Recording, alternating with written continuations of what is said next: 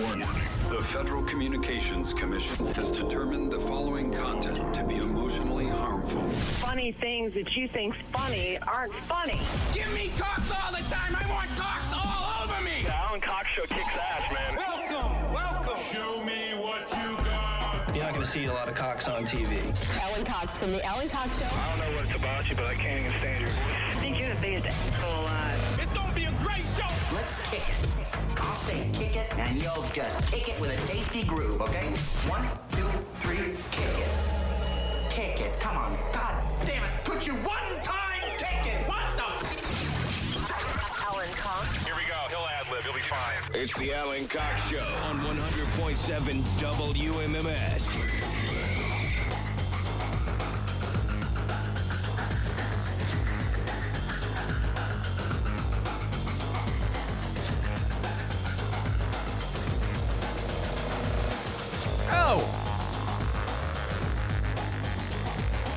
What's going on, gang? Good afternoon. Hi there. Greetings. Get your greasy little face up next to the radio or the speaker or probably a lot of people listen, earbuds. So your greasy little face is already close to those. However you do it, that's all good. My name's Alan Cox. Thanks very much for being here. Say hi to Rob Anthony. He's over there. What's up, man? Triskaidekaphobics beware today. Is that the proper word? The fear of the number 13? Remember learning that word? No. There's all kinds of phobia, right? There's arachnophobia. That's fear of... Arachnas? Racks. Of spiders. There was a movie in the 80s that terrified Gen Xers called Arachnophobia. It was John Goodman. It was Jeff Daniels. I never saw it at the time. I saw Arachnophobia for the very first time last year. And I like spiders. A lot of people are terrified by spiders. I'm always being called into another room of my house. I'm always being summoned by my 9-year-old to kill a spider. And I always try to scoop them and then throw them outside. I think spiders are fascinating. A lot of people are terrified of them. I don't have a problem with it. They're arachnids. What are the other phobias? Claustrophobia. That's fear of Santa. Mm-hmm. There is agoraphobia. Fear of the venue? Fear of the venue, of course. Agoraphobia is fear of being out in wide open, right?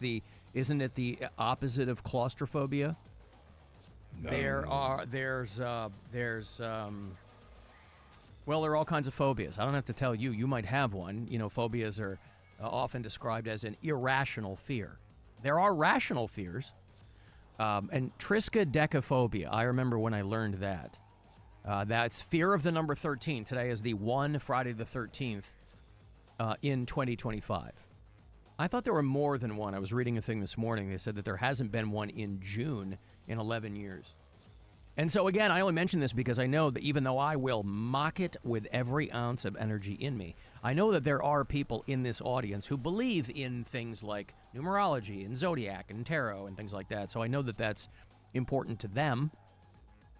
And so maybe they've got special plans for a Friday the 13th. You know, it got to the point where there were a lot of buildings with elevators that would skip. Everybody's seen this. They would skip the 13th floor.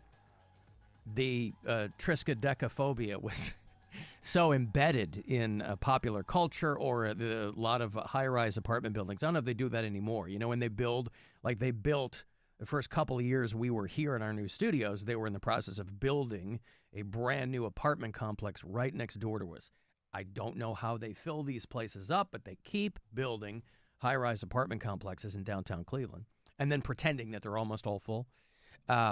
But I don't know if they still do that. I don't know if it's still a thing that they will skip the 13th floor in modern high-rises. That feels like it's a very old-timey thing, but I don't know. Anyway, if you'd like to join us today, 216-578-1007 or 800-348-1007. Send me a text if you like, 35192. If you are listening on our iHeartRadio app, you can drop us little messages there as well. You can watch the show. If you go to the Alan Cox Show YouTube channel, you'll see it there. And if you notice, if you'll see our own little Rob Anthony, he might look distressed to some degree today. He's hiding it pretty well. But what is it? Is it a little flushed. gastrointestinal distress? It sure is. I have, I guess it would be diverticulosis, right? And when it becomes a problem, it becomes diverticulitis. Well, it became a problem. Really? Yeah, so it feels like you're getting stabbed in the belly. I was going to say, this is all I know about it, okay? I've heard of diverticulitis. This is like an inflammation, right? Right. Okay. Yeah, so you got like you develop these little pockets in your colon, and then like poo on the way out will get stuck. Pockets in your colon? Yeah, like a little, I don't want, it's not a polyp, but like a little pocket, you know what I mean? Like it's not supposed to be there. That's what the diverticulosis is. Uh-huh. And then when it becomes a problem, then it becomes diverticulitis. Does it always eventually become a problem? I think so. If you have it, I think eventually. Well, you're just supposed to, exactly. Because this is not an uncommon, from my understanding, it's very common, right? No, but I wanted to make sure I addressed it because it shows my commitment to these folks who are worried about my every whereabouts, every moment of every day. Yeah. I'm here. Yeah. I could have been home. Mm-hmm. That sucks. Who among us, when faced with irregular bulging in the intestine, wouldn't be more prone to go, sitting this one out, staying home? I was actually thinking about it last night. I didn't sleep very much at all. Like, you start to get sick feeling too. You get a fever on top of it. I and that sort of understand. stuff. And I'm just sort of like, yeah, I'm done. But we were out Monday and Tuesday. We did 2 shows. We were. And then I'm like, you know what? I'm just going to do it. So then is I can this come something- in and I is can this- put myself on a pedestal and be like, ha, you sons of bitches. Yeah. I'm here for you. Your commitment. Yeah. That's right. Is this something that's a chronic pain? Is it acute? Which one is it? It's not very cute at all. It feels like a stabbing, you said. It does. And it kind of comes and goes, but there's always a little bit of something there. Like, something isn't right. And I've had this, many times in my life. So I know as soon as I start to feel it what it is. So I just took care of it. This is not a new development. This is No, something I've had this for years. I got it actually very young. It runs in my family. I know people who have GI stuff. It's very hard to diagnose because, a doctor will tell you, we got to see it happening. The stomach and the guts is very strange. There's all kinds of things going on in there, and a lot of people have those kinds of issues. Yeah, it's not great. Closest thing I ever came to that was about 20 years ago. I was on the air in Pittsburgh. I was only on there for a couple of years at that point. And I woke up one morning and I couldn't get out of the fetal position. I was basically doubled over and I had just these stabbing pains. And I ended up being gone for like a number of days. And I had not a colonoscopy, but I had like an exam, a very extensive exam. And I think the doctor lost a diving watch in there, as I recall. Got in deep, huh? He really did. Checking these things out. Yeah, that's right. I felt the weenus as I was, and he's like, it certainly wasn't for lack of trying. He's like, I don't know, I can't. I go, okay. And it was like that for like 2 or 3 weeks, just this terrible stabbing pain. I go, is it an ulcer? Is it this? No. Process of elimination, they would just rule things out. And then one day it stopped. And I never got any information about what it was or what it could have been. Interesting. And then I never had it again. And so there's a part of me that recalls that. And I go, you know what's going to get me? That's going to come back when I least expect it, when I'm feeling pretty good about my life, which of course is rare. So no big loss. But, I'm like, it's going to come back. It's been hiding all this time like a sleeper agent in my stomach. Yeah, it sucks. Because I don't have gut issues, but a lot of people do, and it really just sounds, if not painful, annoying. At the very least, annoying. Yeah, it's definitely more than annoying, right? But you can always tell that it's there. Like, you sort of have like this feeling that you have to go to the bathroom, right? And then you just get this jab. This is a never trust a fart type of situation. I have people with Crohn's and IBS, things like that. Their motto is always never trust a fart. Well, everything's sort of, it's not as much like that because it's not that same type of thing as Crohn's or IBS. So if everything just sort of slows down, like you don't go to the bathroom, that sort of stuff. So, yeah, I mean, once it happens and I know, I'm just like, okay. So I got on the phone with the doctor. I'm like, look, here we are. Got me on the antibiotics, so now I'm on antibiotics for 10 days. How long has it been since you've been in this situation before? I had something similar in December. So it's since you've been I would in say Cleveland. like once a year ish. I usually have something. And there's all these you're going to see all the experts are going to start texting in, I guarantee. You shouldn't eat seeds. You shouldn't eat this. You shouldn't eat that. And all of that stuff has actually kind of gone away. My buddy, remember we called Dr. Mo? We were on the air that day, and I called about sending in farts, recorded fart noises to his doctor. Yeah. I called and asked him. He was my doctor in Rhode Island, and his whole thing is like, that's not really as prevalent as it was back in the day. They've sort of disproved some of that.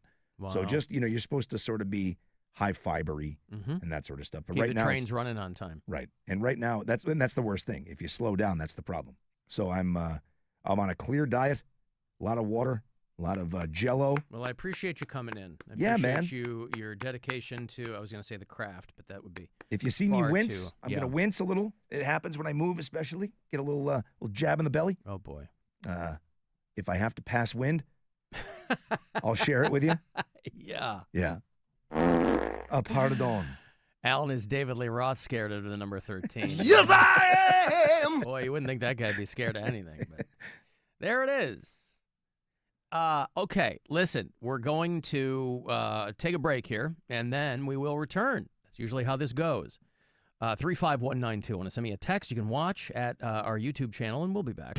It's the Alan Cox Show. Everywhere on our free iHeartRadio app or whatever smart device you have. Just tell me to play the Alan Cox Show on iHeartRadio. Our iHeartRadio Music Festival, presented by Capital One, Is coming back to Las Vegas, September 19th and 20th. streaming live only on Hulu. And you can be there for a weekend full of superstar performances. Playing live. The Offspring, Gotta keep them separated. That's okay, 'cause I got no self-esteem. Jelly Roll, I only talk to God when I need a favor. Sammy Hagar, Justice, John Fogerty, and more. 15 artists, 2 nights, 1 stage. Never seen before collaborations. Once in a lifetime artist moments you'll have to see to believe. We love you, Las Vegas. Tickets are on sale now at AXS.com. Go to AXS.com to get your tickets today. And we'll see you at our 2025 iHeartRadio Music Festival. Presented by Capital One.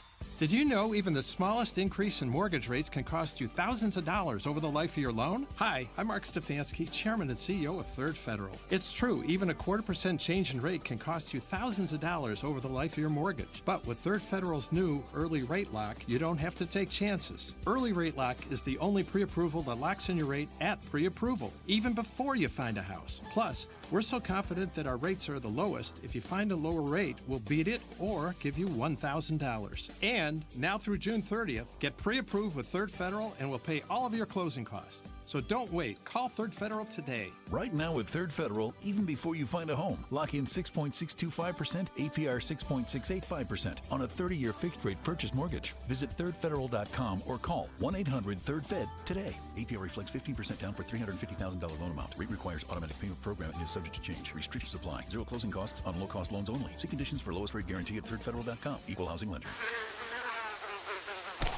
Ditch the tent. Sleep in comfort in an RV instead. Summer savings are here. Don't miss RCDRV's summer kickoff sale running from June 7th through the 21st. With new RVs starting as low as $12,995. Now's the time to make a splash this summer. Stop by one of our convenient locations, Medina and North Ridgeville, or shop online at rcdrv.com. Hurry, these deals won't last. RCDRV. Summer adventure starts here.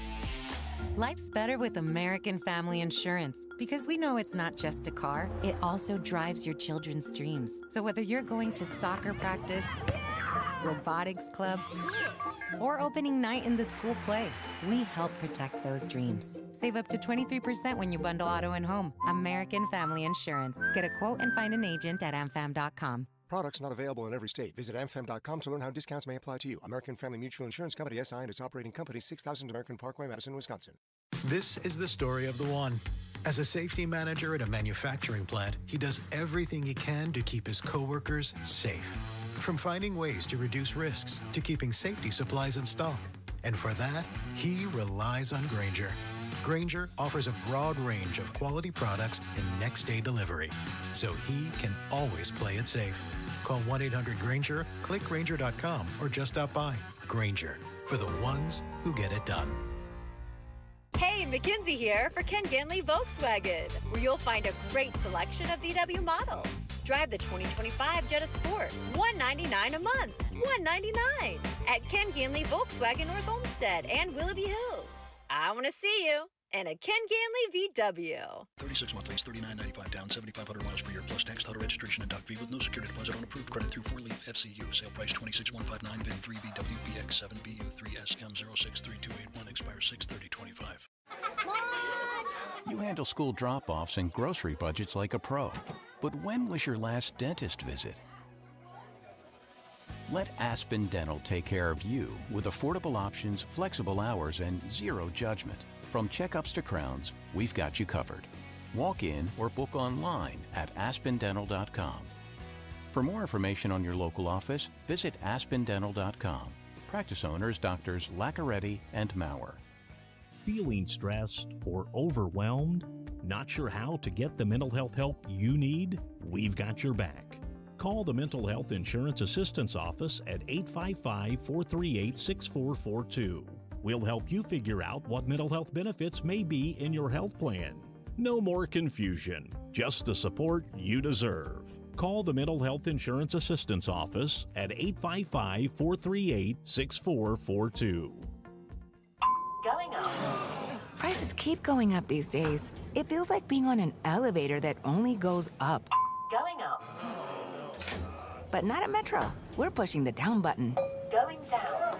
We've lowered prices. Get one line of 5G data for $40, period. That's 20% lower. And you get a free Samsung 5G phone when you bring your number. Only at Metro. 5-year guarantee on eligible plans. Exclusions apply. See website for details. Not available at Metro with T-Mobile in the past 6 months. Tax applies. A healthy body needs good food. This summer, the Ohio Department of Education and Workforce is sponsoring Sun Meals, a summer food program where kids eat free. Children under 18 receive healthy meals and no sign-up is required. Locations may be right in your neighborhood. Call 1-866-348-6479 or visit education.ohio.gov/kidseat for meal locations and times. That's education.ohio.gov/kidseat. Camping is such an adventure. I love how there's a surprise around every corner. Except when I'm surprised with a sudden allergy attack. Luckily, I've got Claritin D to attack back.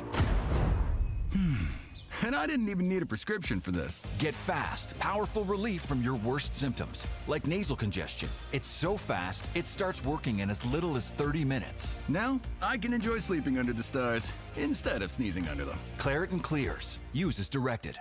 Meta AI is the personal AI that's tailored to you, now with its very own app. It's built to get to know you, offering helpful answers and inspiration. If you're looking for something to add to your bucket list, Meta AI goes beyond traveling the world. It remembers you're a basketball fan and suggests you attend one of the playoff games. Just start typing or speaking to get the answers you need, wherever, whenever, because Meta AI is your personal AI. Download and try the app today. Now available on the Apple App Store or Google Play. By texting 64,000, you agree to receive recurring automated marketing messages from IQBar. Message and data rates may apply. No purchase required. Terms apply. Available at eatiqbar.com/policy/terms of service.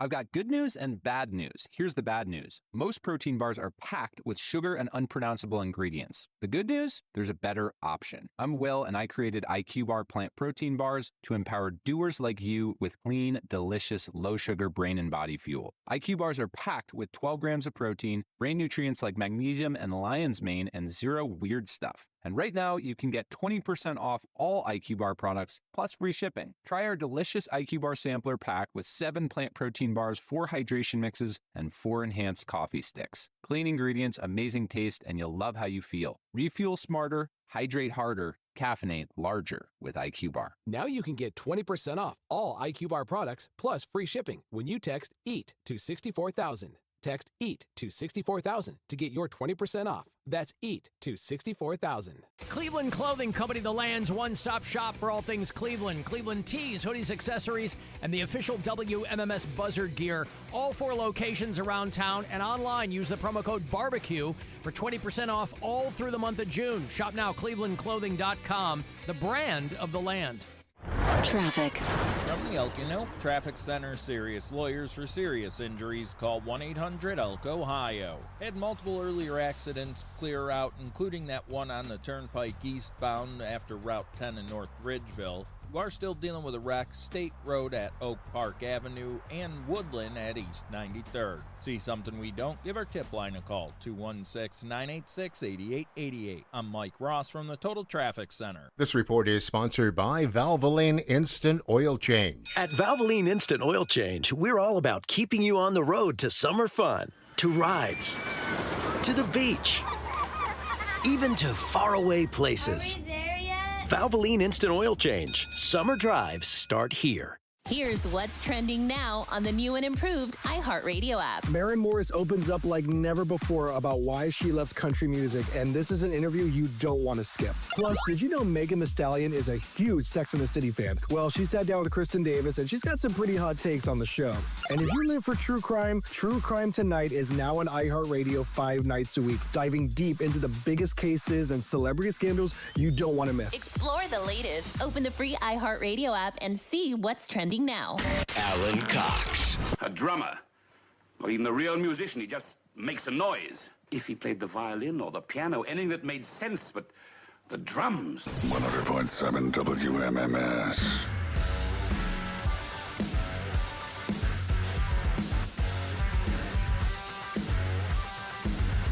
Guardians are back on the field tonight. We get a lengthy road trip. They're in Seattle. Play the Mariners 10-10 tonight on MMS. They got those West Coast games, late night games. As a result, we will not be doing our Saturday night metal show tomorrow night. However, I will be in Akron tomorrow night, Rob. You know, we're doing the last handful of appearances for this soccer shootout challenge with Michelob Ultra. We had a great time last night in Willoughby. In fact, I just missed that big crash in Willoughby. A couple of people were showing me photos last night. I was at Spirits there in Willoughby. I'd never been there before. Had a ton of fun. There was a huge bocce tournament there. And so that's always fun. I used to live around the corner. My last apartment in Chicago before I moved to Cleveland, used to live around the corner from a bar that had bocce lanes in the back, and into the wee hours of the morning, you'd hear people going, oh, oh, oh. So a big bocce tournament last night, a lot of great punny team names. But there was, I guess, I only saw a couple of photos. A couple of cops hit each other. One of them was headed to the scene. I guess there was an accidental shooting at a gun range out in Willoughby. And so while one squad car was on its way to the call, another car hit it or hit another vehicle. The photo that somebody showed me had like a car on its side. So I was like, oh, I just missed it. Eastlake Police, maybe. I don't know if it was Willoughby PD, but Eastlake Police were responding to an incident, and two squad cars hit each other.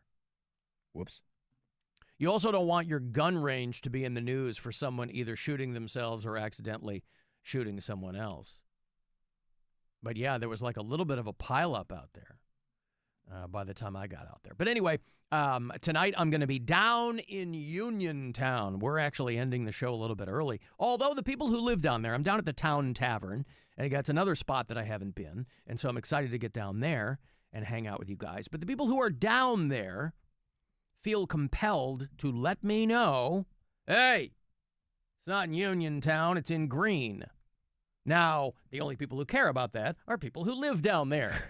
As long as I can make it there, I don't care where it is. But okay, I'm not mailing them a letter, and I'm just reading the information that they gave us. But yes, people who live down there. Of course, Greene, the hometown of our friend Bridget Linton. And so I'll be down there tonight from 7 to 9. And then tomorrow night, going to be at Ray's Pub. If you joined us yesterday, you know the whole story behind that. Ray's Pub tomorrow night in Akron from 8 to 10. So Willoughby last night, and I'll tell you what, Willoughby parties. Every time I'm in Willoughby, I'll go to a different spot, and I like that. There are places, years ago we did a Willoughby bar crawl, and that's a lot of fun. Willoughby Brewing Company, I used to do stand-up there. That place, I think, is long gone. I think it's been 2 or 3 things since, but had a lot of fun last night. Very nice people working there. I did notice, I try to keep myself in pretty good shape, Rob, and depending on what day it is, I'll feel all right about myself. There were a lot of older dudes last night who were jacked. I was like, what's going on out here? So it was a side of Willoughby that I hadn't seen, but it was a lot of fun. So I'll be in Uniontown/Green tonight at Town Tavern, and then at Ray's Pub in Akron tomorrow night. And then we do the finals for this at the Lakewood Truck Park on the 21st. And even, I'll give you a little secret here, even if you're not able to qualify at any of these other events, you can come out for the finals, and we'll take a handful of people before we get down to it. Because the person who gets the most, who scores the highest on this whole thing in Northeast Ohio is going to L.A. Because we're trying to give you FIFA World Cup 2026 tickets. And so that's the grand prize. But from here, you would be going to L.A. to compete with everybody else. So hopefully, if you are the top vote getter, you can join us tonight or tomorrow night or out in Lakewood on the 21st. This has been The Alan Cox Show, pandering to soccer fans. Mm-hmm. Yeah. All the information at WMMS.com. Just hit the contest page there. Alan, my wife had what Rob has, and she's pretty tough and put her down for 3 days. It sucks. I mean, but again, the first time I had it, I didn't know what it was, so I treated it much differently. I drove back from, we were in New Hampshire. It was a 3-hour drive home. Every bump, everything just kills. Yeah. So I thought it was my appendix, so I went right to the hospital when I got back home. And that's when I found that I had this. So now I sort of I feel it coming, and I take care of it right away. I stop eating, start drinking a ton of water, eat some Jell-O, and get on some antibiotics. And then within a couple of days, I'm usually right as rain. Somebody told me there's something called toxic squash syndrome, which, in addition to being a phenomenal name for a jam band, is also a condition. Like when you eat too many vegetables from the gourd family, it can cause problems for you. That doesn't sound like what you're dealing with. I mean, it could be. Yeah. Again, anything I suppose could get stuck. I know you enjoy gourds. I love gourds. Pumpkin seeds, my favorite of the seed. Oh, I just almost snotted on myself there with the stuffy? favorite of the seeds. No, I'm not. You just got me at the right time there. Oh, good. Alan, I have a friend who has a phobia of batteries. She has to pick them up in a rag or tissues. She visibly shudders if they touch her skin. I wrote this person back, and I said, any size? Or just AA's and D's, or any regular batteries. Now, I looked that up, and that condition has the wildly creative name of batterophobia. I've never heard about that. I imagine that there's probably some kind of phobia attached to all kinds of things. Yeah, I've never heard of that one either. I've never heard of being scared of batteries. I know that there is a very modern contrivance in the early part of the 21st century where you have a fear of low battery on your phone. That literally freaks people out. And it freaks me out by extension. I'm somebody who if my phone gets down below 20%, I'm plugging it in. But I have friends who are like, I'll hit you back. I'm on 3%. I'm like, 3%? How are you doing that? How are you walking around in the world on 3%? Yeah, I don't like that at all. Man. I get anxious. Right. Alan, I'm a medical coder. C-O-D-E-R, not C-O-A-T-E-R. Oh, good for you. Walking around passing out the lab coats. Diverticulosis, not curable. Diverticulitis, you manage diverticulosis to keep it from turning into diverticulitis. Correct. All right. Isn't that what I said? I believe that is what you said, Okay. but this person is just co-signing what you said. Well, thank you very much for... It's amazing how much you know about things that you have, Something I never, ever thought that I would have to know about. Right. But my grandmother had it. I got it at a very young age. It's not supposed to really start affecting people until I think they're in 40s or 50s. And I was in my 20s. Really? Yeah. Is it genetic? I think so. I don't know.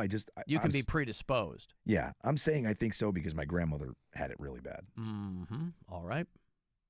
It didn't do her in, though, right? She died of natural causes, I hope. What did she? Yeah, pretty much actually exactly natural causes. Yeah, just in her 80s. Okay. I mean, dying in your sleep is natural cause. I mean, everything is natural causes, right? Yeah. Say you die of a heroin overdose. That comes from a natural place. Is that considered extra natural circumstances? I mean, if they go natural causes, you go, well, this thing was derived from the poppy plant and finally did them in. This David Lee Roth like gore. Oh, yeah! Right. Costco. I haven't been to a Costco in a minute. You want to talk about anxiety? A lot of people are walking into a Costco. Don't go in there on like a Sunday or something. No. Drive yourself nuts. Don't go in there today. I went at 12:30. Oh, you did, really? To pick something up. Yeah. Dude, I was all the way to the back of the store in line.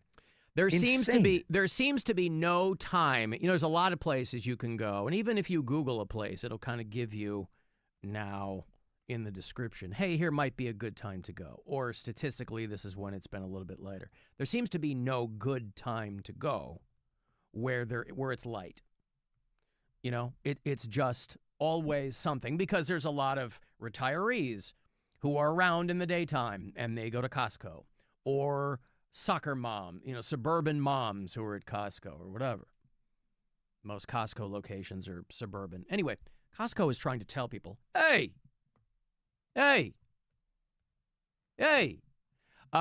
you can't use our goddamn card with the TSA.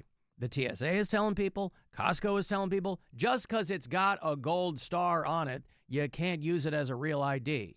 You have the real ID, right? It's got the little thing on there. They told you for a while, you have to. They told us 5 years ago, hey, if you don't have this 2025, you can't go anywhere. You're not going to be able to go anywhere. And then the deadline hits, and they're like, all right, another year. And then you really can't. This time we mean it. Even now, they still are like, all right, if you bring another form of identification, you're fine. Yes, because people don't listen. The TSA and Costco are trying to tell people who are traveling through airports, your Costco card is not a sufficient ID. And you have to think it's just because there's a gold star on there.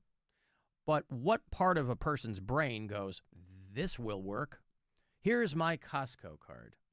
I can think of a bunch of different forms of ID that you might be prone to pulling out before you get to the Costco card. But they were like, this is not acceptable identification. The TSA had to post this on their official Facebook page. And they're trying to be cheeky about it, right? Well, we love hot dogs just like everybody else, but you can't use your Costco card. It is not a substitute for the real ID. This was back in May of this year where they were like, you can't go anywhere without this. And they've been working on it for a long time. Finally got the word out a few years ago. I got to re-up my actual driver's license now. My birthday's coming up. And I need to update this. Speaking of ID, they scooped up a dude who got on a bunch of, they said that he ended up taking 120 flights posing as a flight attendant before he got caught. Now, I thought when I initially read this, they meant he dressed as one and was flying on flights. But I'm like, how the hell would he know what to do or, posing as a flight attendant? But it was no in the booking process of the flights. A 35-year-old dude would book his flights. Anytime he flew anywhere, he would book his flights, which are free. They're only available to pilots and flight attendants. There's like an airline carrier website where you can put in the information. And this person had a badge number. Requires you to, give the name of your employer, when you got hired, and your badge number. And they said that this guy scammed 120 free flights over the course of a number of years because he faked being a flight attendant. I'm like, but if there's no check on this, couldn't anybody do it? Like, why even ask for someone's badge number if they're not going to cross-reference it with anything? Here you go, here's my badge number. And then you're flying for free. Back in the day, there was a thing called the Blue Book. I had one for a little while. Maybe they still have a version of them. But it was like if you knew somebody who was an airline employee, they get you a Blue Book. And they were basically just I'm talking the early 90s. I was going to say they've probably updated the technology now, but it is the airline industry, so probably not. They're just now getting rid of floppy disks in the towers. But the Blue Book used to be, I know, United, their hub was in Chicago, and so a friend of mine gave me one of those. And so I didn't fly often, but when it did, you would just tear one of these slips out, and that was kind of your... And I assume that was along those lines, like it would just get you through. But still, like, I initially thought, oh, this person got a uniform, and they went on the flight, and they're serving drinks. I'm like, no, that's ridiculous. Of course not. They just booked it through the website saying they were a flight attendant, put some information in there, and then you just get on the flight like you normally would. I thought the exact same thing when I read it. I thought it was like Leonardo DiCaprio. Was it Catch Me If You Can? Catch Me If You Can. Posing as a pilot? Yeah. Same exact. I was like, wow.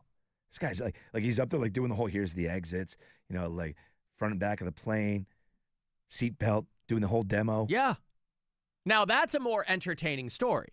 He's like, yeah, I get free flights, but I got to work. Especially if he was only wearing the female costume. Uh-huh. Balls hanging out of the bottom of his skirt. Coffee, tea, or me. They're not exactly turning over that flight attendant population, though, either. No. It was a good 10, 15 years ago where there were primarily females, but obviously there's male flight attendants too. But where there was a period of time where that was kind of your fast track to traveling for free, seeing some places, making a little bit of money. These people aren't even paid until like the airplane door closes and locks, right? So all that stuff, all that preamble, they're not getting paid. They don't pay until that, per FAA regulations, I think. They're not even on the clock until that door shuts. But there are a lot of flight attendants. I mean, to some degree, it must be better than a bunch of other gigs because there's a lot of like 65, 70-year-old flight attendants. So anyway, this guy gets a whole bunch of wire fraud charges. They just sentenced him. I'm sorry, they convicted him. They haven't sentenced him yet. But I hope that let's look at the silver lining. I hope that this guy, over the course of these 120 free flights, got some great photos, and he made some memories, Rob. This guy. He had to know that eventually this is what was going to happen. He got greedy, right? He could have stopped way before the 120 free flights. Could have stopped at 10. And they were like, this guy was able to fraudulently get a boarding pass.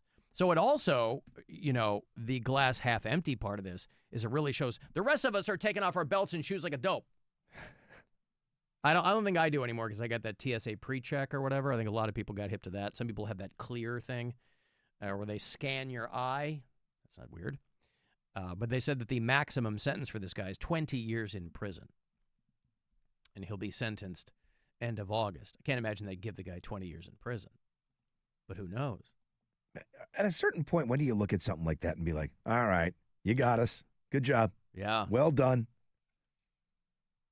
Alan Cox Show is super busy because people are panic shopping and hoarding due to tariffs and stuff.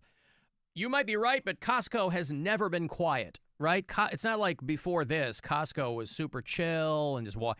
Every time I've ever been in a Costco, it's been like the fall of Saigon in there. So it's like you just got to go in knowing it's going to take you a long time to get out. And some people get in there and they get all snippy and it's like, bro, you're going to Costco, all right? You got to get in that mindset. You had to park in the very back of the lot because those are the only spots that were left.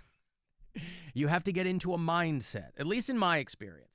I've never walked into a Costco and been like, oh, I'm one of about 15 people in here. What a leisurely experience this will be. Never. Because there's no other store where you can get a 2-pack of electric toothbrushes or a pergola for your backyard. That's the store. They actually, today, for the first time maybe ever, they did not have something I needed. I am... Good spot to go for gas. Excellent spot to go for gas. Mm-hmm. I'm helping cater a party tomorrow for my neighbor. Oh, good for you. God, I hate you. So I needed Sterno. I was a little... of course. Didn't have that. It was the first time I can actually think of something that You've gotten it there before? Yeah. Oh, really? Yeah. They had the steaming trays, with put the water in Mm-hmm. it. But they the did chafing not have, dishes. if that's what you call them. You're looking for the sterno fuel. Yeah, just the fuel. Wow. Yep. Did not have it. I think Walmart's got him. You go over there. Yeah, I sent Melissa. Oh boy. Like, listen, you got nothing going on. Get out of the house. You Go got pick something up. Nothing going on. Yeah, okay, good. You gave her a sterno warning. Thank you. Hey-o. Oh, all right. I see. All right. Sterno seems like one of those things that shouldn't still be a thing. Like, hey, do you guys have those little jars of fuel that I can just light and put under food? They're so good. And they go, sure. Because it's not even, it's like inside, it's like a jelly, right? I mean, when I used to work fine dining, I would pad my income by working like catering and buffets and things like that, and big events, banquets, things like that. And there was you always had to have sterno with you. But it's like a jelly inside, right? It's not liquid. Right. Yeah. Yeah, it's like and I always imagined, like, if you get that on you, you know what I mean? Like, it's like napalm. Just keep right. Yeah. Well, and this is a valuable lesson. If you work with sterno, don't get any on you. I'll try my best. I'm cooking a lot, man.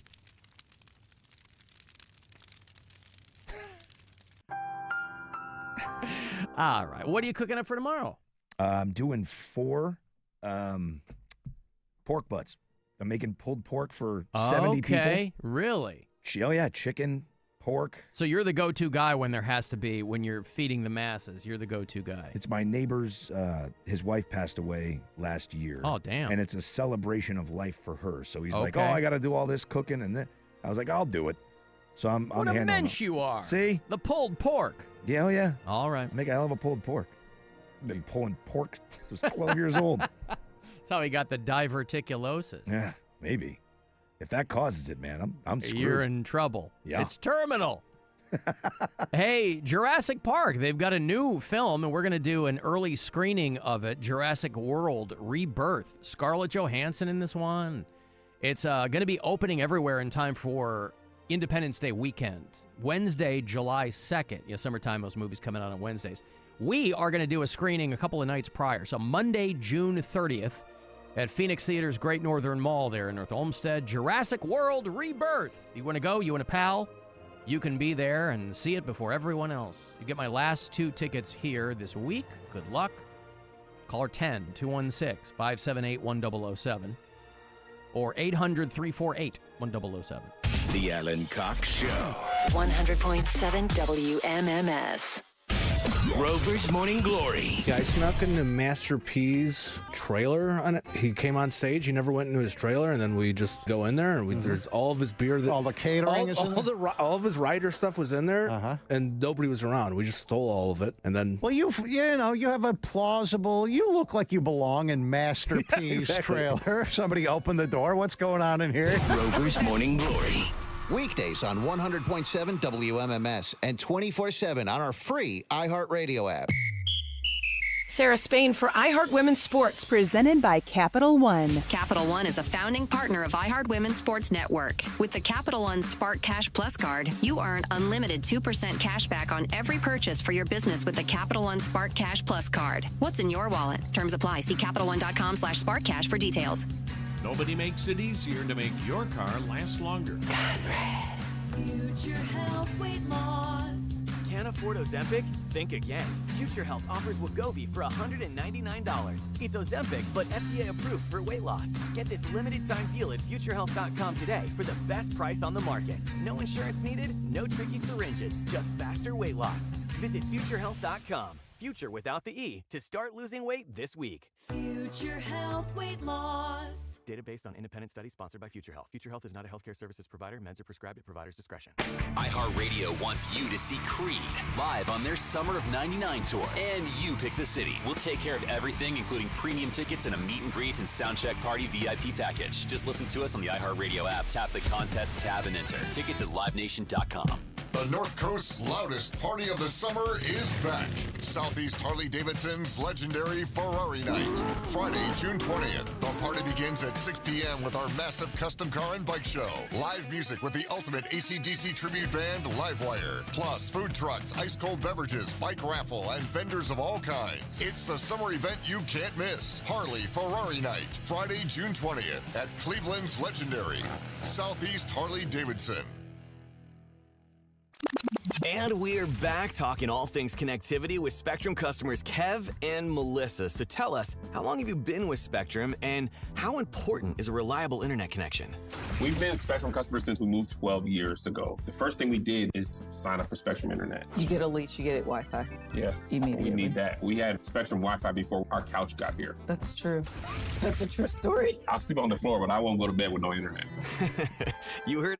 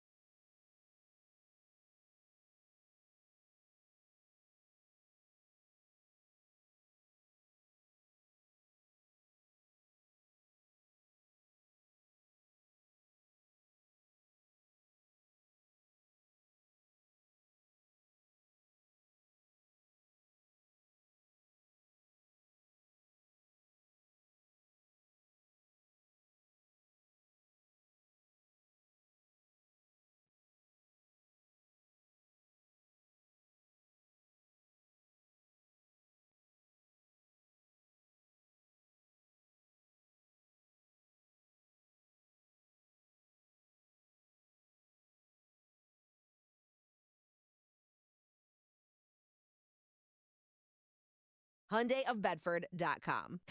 Rock and roll all night with Mr. Speed, the Ultimate Kiss Tribute Band, June 13th at Crusher Stadium. Experience the face paint, pyrotechnics, and iconic hits live. Tickets at LakeErieCrushers.com. Ready to order? Yes. We're earning unlimited 3% cash back on dining and entertainment with the Capital One Saver Card, so let's just get one of everything. Everything? Fire everything. The Capital One Saver Card is at table 27, and they're earning unlimited 3% cash back. Yes, Chef! This is so nice. Had a feeling you'd want 3% cash back on dessert. Ooh, tiramisu. Earn unlimited 3% cash back on dining and entertainment with the Capital One Saver Card. Capital One, what's in your wallet? Terms apply. See CapitalOne.com for details. This is Joe Cordell of Cordell & Cordell. Cordell & Cordell is the largest family law firm in the country, with over 35 years of helping clients navigate divorce. That does give us certain advantages, for example, in experience and resources. But being big doesn't mean less personal or less local. Our attorneys live and work in your community, and as neighbors, they understand the challenges your families face. If you're a guy facing divorce, remember, Cordell & Cordell, a partner you can count on. 5005 Rockside, Cleveland. CordellCordell.com. At CertaPro Painters, we know that a happy place comes in many colors, like ones that inspire a sense of wonder, or a new flavor that makes life just a little bit sweeter. Or one to celebrate those moments that lift you to new heights. With thousands of 5-star reviews, you can trust us to bring happiness home. CertaPro Painters. That's painting happy. Each CertaPro Painters business is independently owned and operated. Contractor license and registration information is available at CertaPro.com. Shop the Fin for Father's Day. June 10th through the 15th only. Get a free 5-gallon bucket and receive 15% off whatever fishing items you can fit inside it. And through June 27th, save 20% on all in-stock Z-Man lures. Save $4 on your choice of all in-stock Strike King Hybrid Hunter crankbaits, $5.99 each. Fluger's 6-foot medium-action President spinning combo, only $89.99. Or Zepco's Pink 33602M Spincast combo, $29.99. We have Fin gift cards, too. Shop Meijer and bring more to Father's Day with tasteful gifts that are perfect for the grill, like a certified Angus beef ribeye steak, now just $13.99 a pound. Locally grown asparagus for $1.87 a pound. Select varieties of Johnsonville brats are $3.99. And don't forget Dad's dessert. Select varieties of Hudsonville ice cream are just $3.99. Make Dad's Day a good deal better at Meijer. Exclusions apply. See Meijer.com for details. Going up. Prices keep going up these days. It feels like being on an elevator that only goes up. Going up. But not at Metro. We're pushing the down button. Going down.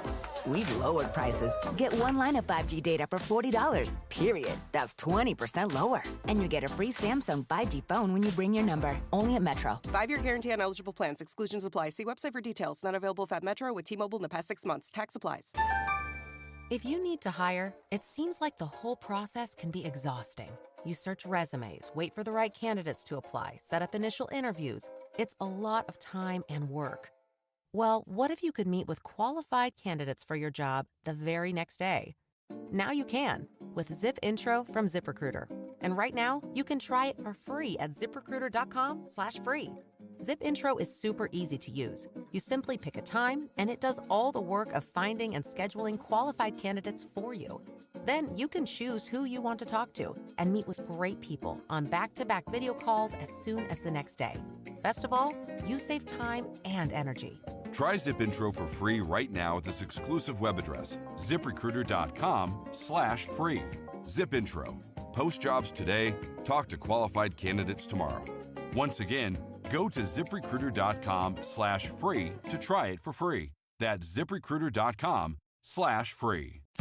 From the all-new Avon Lake Dodge Studios, we say yes. Portions of the following program were pre-recorded. The Buzzer. The home of the buzzer.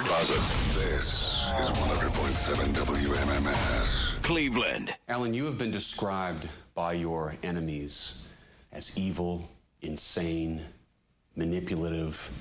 Who are you? Call the Alan Cox Show. 216-578-1007 or 1-800-348-1007.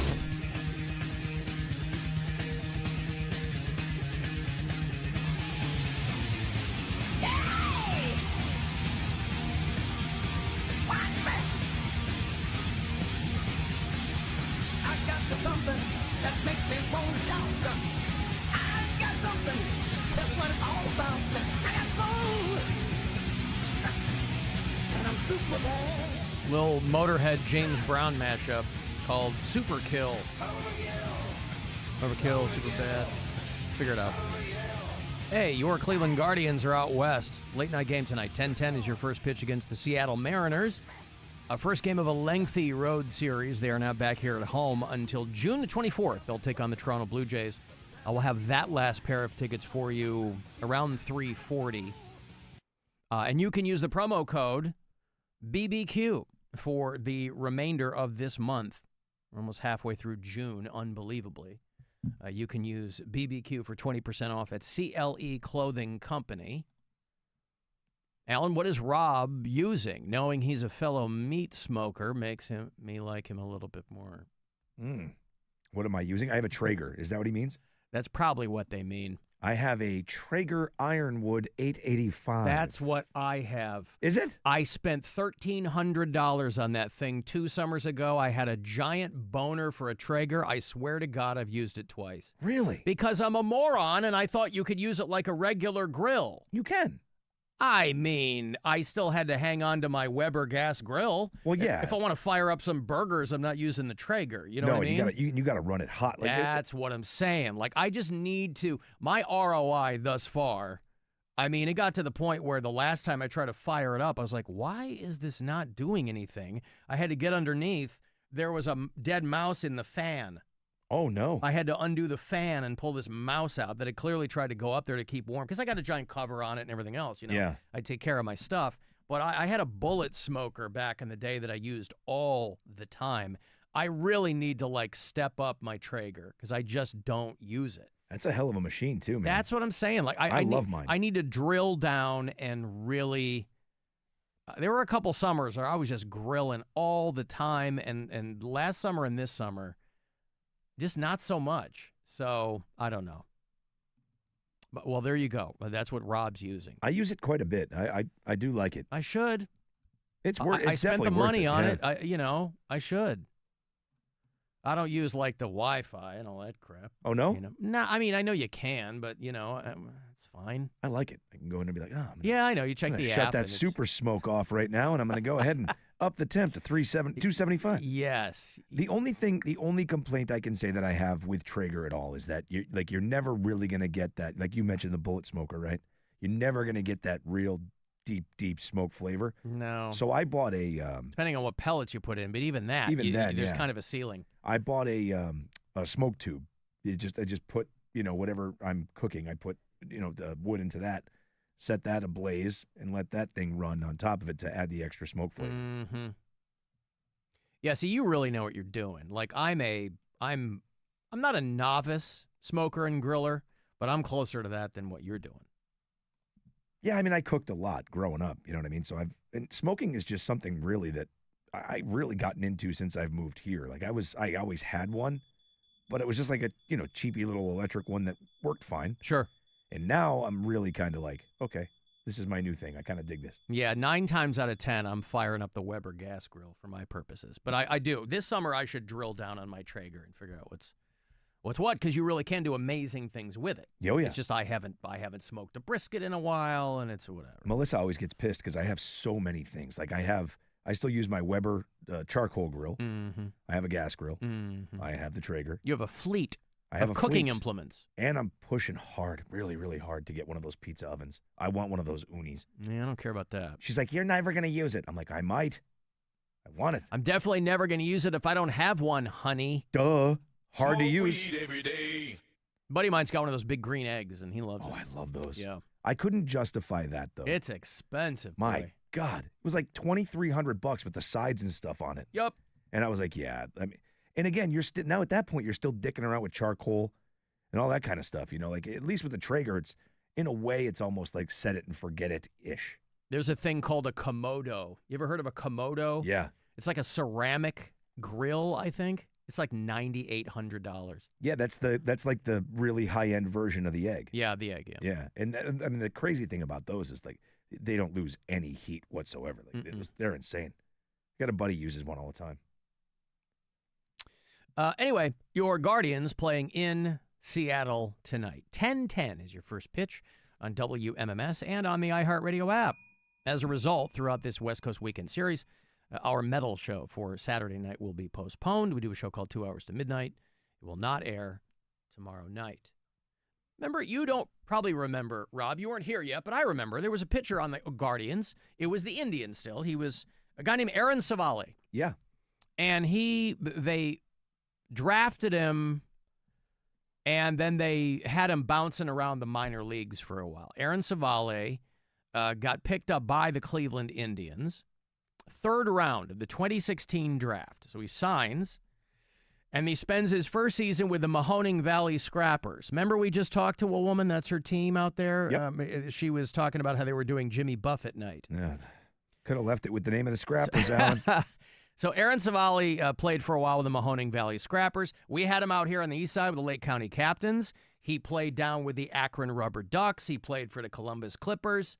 He really made his way around, and then the Indians call him up to the major leagues 3 seasons later. 2019, he's out there for the Cleveland Indians. And then he went to the Milwaukee Brewers. And they're like, this is a situation of be careful what you ask for because you just might get it.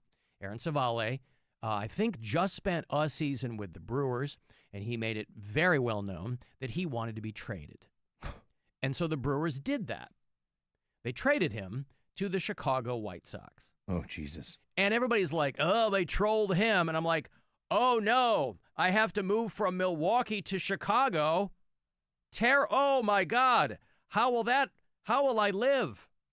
Now, the White Sox are a terrible team. Are they? But you're not playing baseball all the time. And when you're not playing baseball, you don't have to live in Milwaukee anymore. And it's just down the road. Wouldn't even have to sell his house in Milwaukee. You're not that far away. If the Chicago White Sox are good enough for Sox legend Jim Thome to make his home there in the southeastern suburbs, then I think it's probably good enough for former Cleveland Indian Aaron Savale. Although, listen, if you get sent to a team and you go, the only way to go is up, what's the matter with that? You're like, wow, what an epic troll. How old Trade is he? him for he's like 30. He's a young dude. Trade him from the Brewers to the White Sox.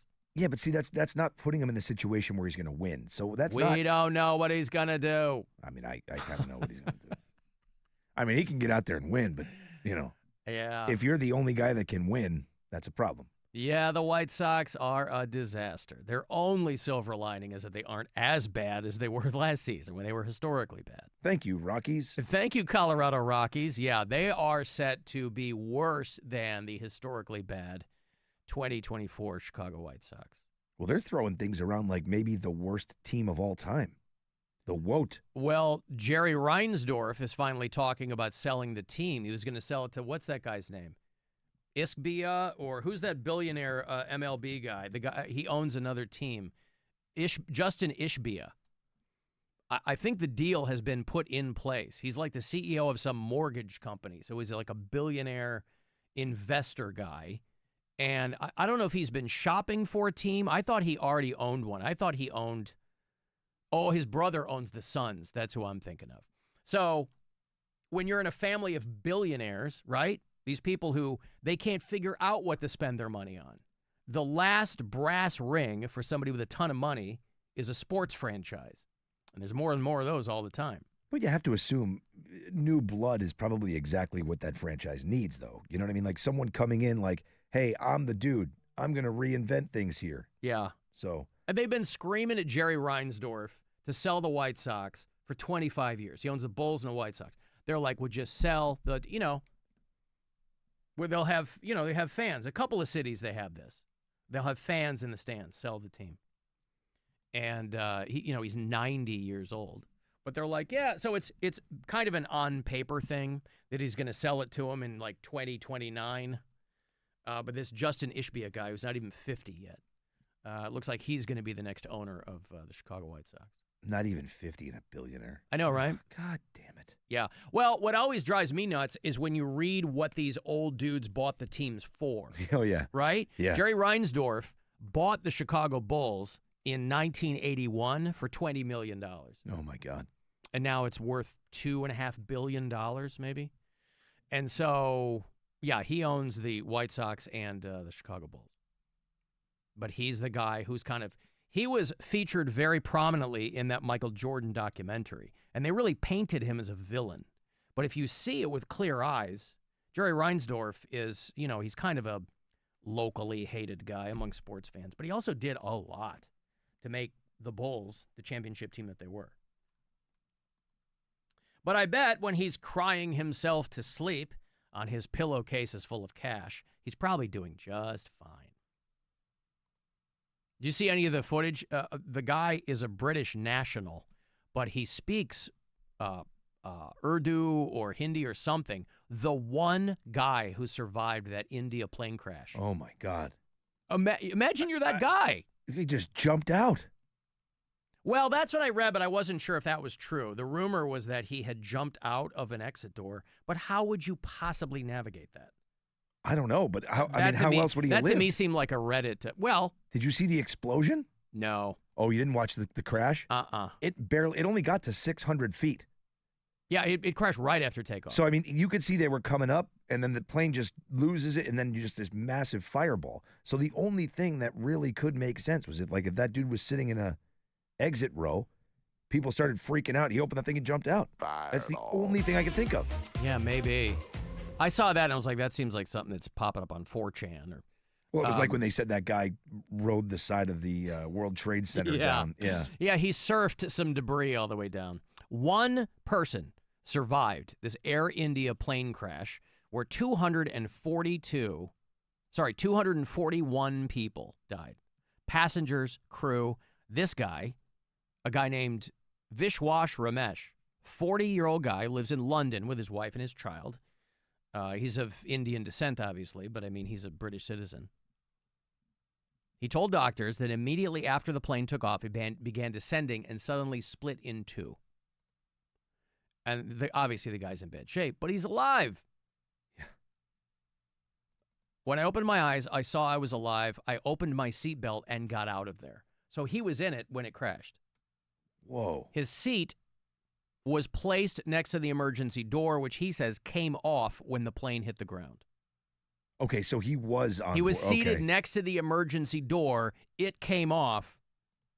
He said when the door broke, I jumped out. After it, he said it must have obviously broke when the plane hit the ground. Jesus. He was in seat 11A. Imagine that. Jesus Christ. They already found the black box, by the way. Ow. Don't laugh. Don't laugh. Don't laugh. That's for 4 of you, by the way. Enjoy. I'm one of them. So, yeah, it's that's crazy. Yeah, that was the footage. Everybody That's else insane. dies. I guess I didn't say. Oh, chilling footage of. Yeah, well, I mean, you watch it just like it Oh, I mean, it's on takeoff. Is it? And then just a massive explosion. Oh, there it is. Oh, I see. Jeez. Yeah. It's like that movie Knowing with Nicolas Cage. It's not a great movie, but it's got one of the greatest plane crash sequences I've ever seen in a film. Remember Knowing? I don't know if people remember this movie. It's probably 15 years old by now, and it was it felt like a throwaway Nicolas Cage movie. Like and his movies are either like I love him or I don't even care about him. Like Mandy is one of my favorite movies of all time that he's in. He's in this movie called Knowing, where he's this professor who's starting to notice patterns with these numbers that have led him to the conclusion, based on world events and these numbers, that Armageddon is coming. And there's a scene where he's stuck in traffic near an airport and he's trying to get somewhere, and he's getting out of his car and he's yelling at a guy, and the guy's looking at him, and the guy suddenly turns around and starts running. Nicolas Cage spins around, and a plane is crashing right. And the sequence of events, it's just a phenomenal scene when this plane crashes. And then he runs up to it because he's trying to see if anybody's alive, and there's all the special effects, like people burning alive in their seats, and that's what you have to imagine. Oof. So to be the one guy, just because he was next to a door, I mean, that means that all the other people that were near exit doors, didn't work for them. I mean, it must have just broken the right exact spot, like Yeah. you said. I thought he somehow got out, so that does make sense, but Jesus. Yeah. I mean, when I was a kid, I think it had been, I don't know if it still is, but it had been for a while, the deadliest airplane crash in the United States was a DC-10. I think that they discontinued the DC-10 when this started happening a little bit. But this plane, I was like in the 2nd grade maybe, but I just remember it being on television a lot. And this plane had just taken off from O'Hare, and it lost an engine. An engine fell off the wing, and it flips on its side, and it goes right into the ground, and everybody died. 273 people died. Jesus. It was on it was obviously national news, but it was like in our backyard. It was on the local news for like a year. Crazy. Yeah, because when you see those airliners go on their side, you're like, oh, God. Oh, yeah. That ain't good. Hey, I ain't fixing that. Nobody's walking away from that. Alan, do they have the names of the pilots on that plane? They do. Yeah. Something Wong? Something Wong, Wee Tu Lo, Ho Li Fook, and Bang Ding Ao. Yeah. I can't believe not one person before that went to air, even while she was reading it. After the first most obvious joke of all time, Something Wong, she didn't stop and go, okay. Well, because then you're in it. And there's nowhere to go, by the way, if you do that. Because then you're in it. If you bail, what are you going to yell at a producer on a live newscast? So you just barrel through. No, I think you say like Something Wong and you go, well, you know what? I'm just getting word. These may not be the names. Let me double check this before I report it. Yeah. Bang, ding, ow. Yeah. So anyway, they have found the black box from that Air India flight, and they are going to go through that. Air India Flight 171. En route from London to the Indian city of Ahmedabad. And they're going to go through and I guess they all of that I read, even before they found this, was that the tower had gotten a mayday call or distress in the brief period of time they were even aloft from the pilot. It was seconds. I think as they were pulling up, I think is when it happened. And they were saying that they think it may have been a bird strike, but they don't. There's complete engine failure on both sides. Yeah. And trying to determine if the aircraft had a loss or reduction in thrust. Boy, you don't want that. No. That's terrible. Where's Sully when you need him? Yeah. Anytime you lose thrust. But in all fairness, he had the advantage of at least being airborne. You know what I mean? Like, he was able to kind of glide it down. These people were just taking off. That's right. Rob Anthony, Sully was no hero. I did not say such a thing. I said he had a benefit of being airborne. Alan, do you think all the airlines are going to start pricing seat 11A higher than first class right now? It's like Final Destination. Alan, I'm with Rob. I have a Weber gas, a Traeger, and I want a pizza oven. My wife is not with it. I also want to try those gas infrared grills. Mm. Yeah, she just won't. She's like, Rob, you're not going to use it. And I'm like, how do you know? She's like, because you don't use everything you have now. I'm like, come on. I use the sous vide twice a year. Mm-hmm. Had to have that. Yeah, you're like a regular Gordon Ramsay in there. I'm just a guy kind of fumbling into the furniture. And, I got a couple of things I can do, but I love to cook. That's like my, when I need to like get away from everything and just do something, I like to like do a really hard cook, like make a difficult recipe or something like that. Good for you. Yeah, it's always been my thing. Mike from Parma checking in. Not the Mike from Parma, but another Mike from Parma. Yeah. He's currently at Midway Airport.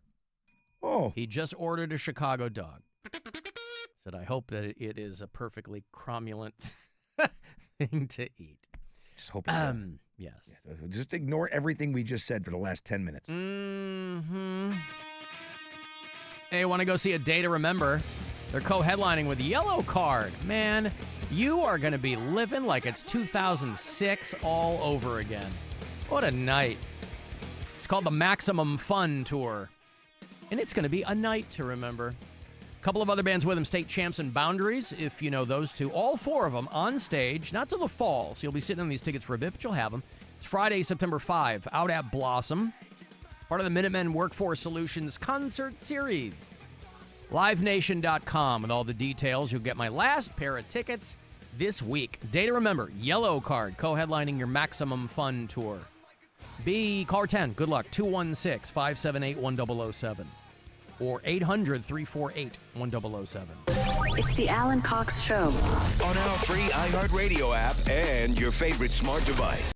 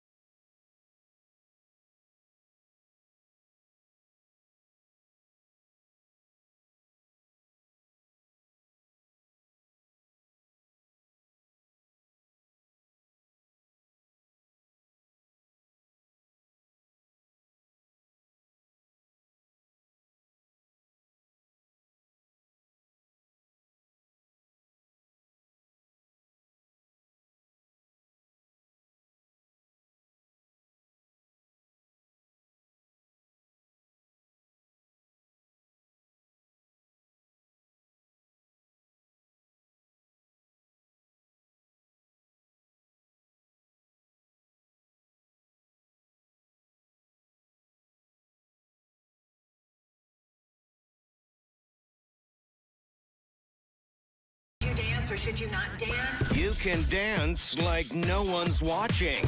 He'll talk like no one's listening. It's better that you don't. Alan Cox. On 100.7 WMMS.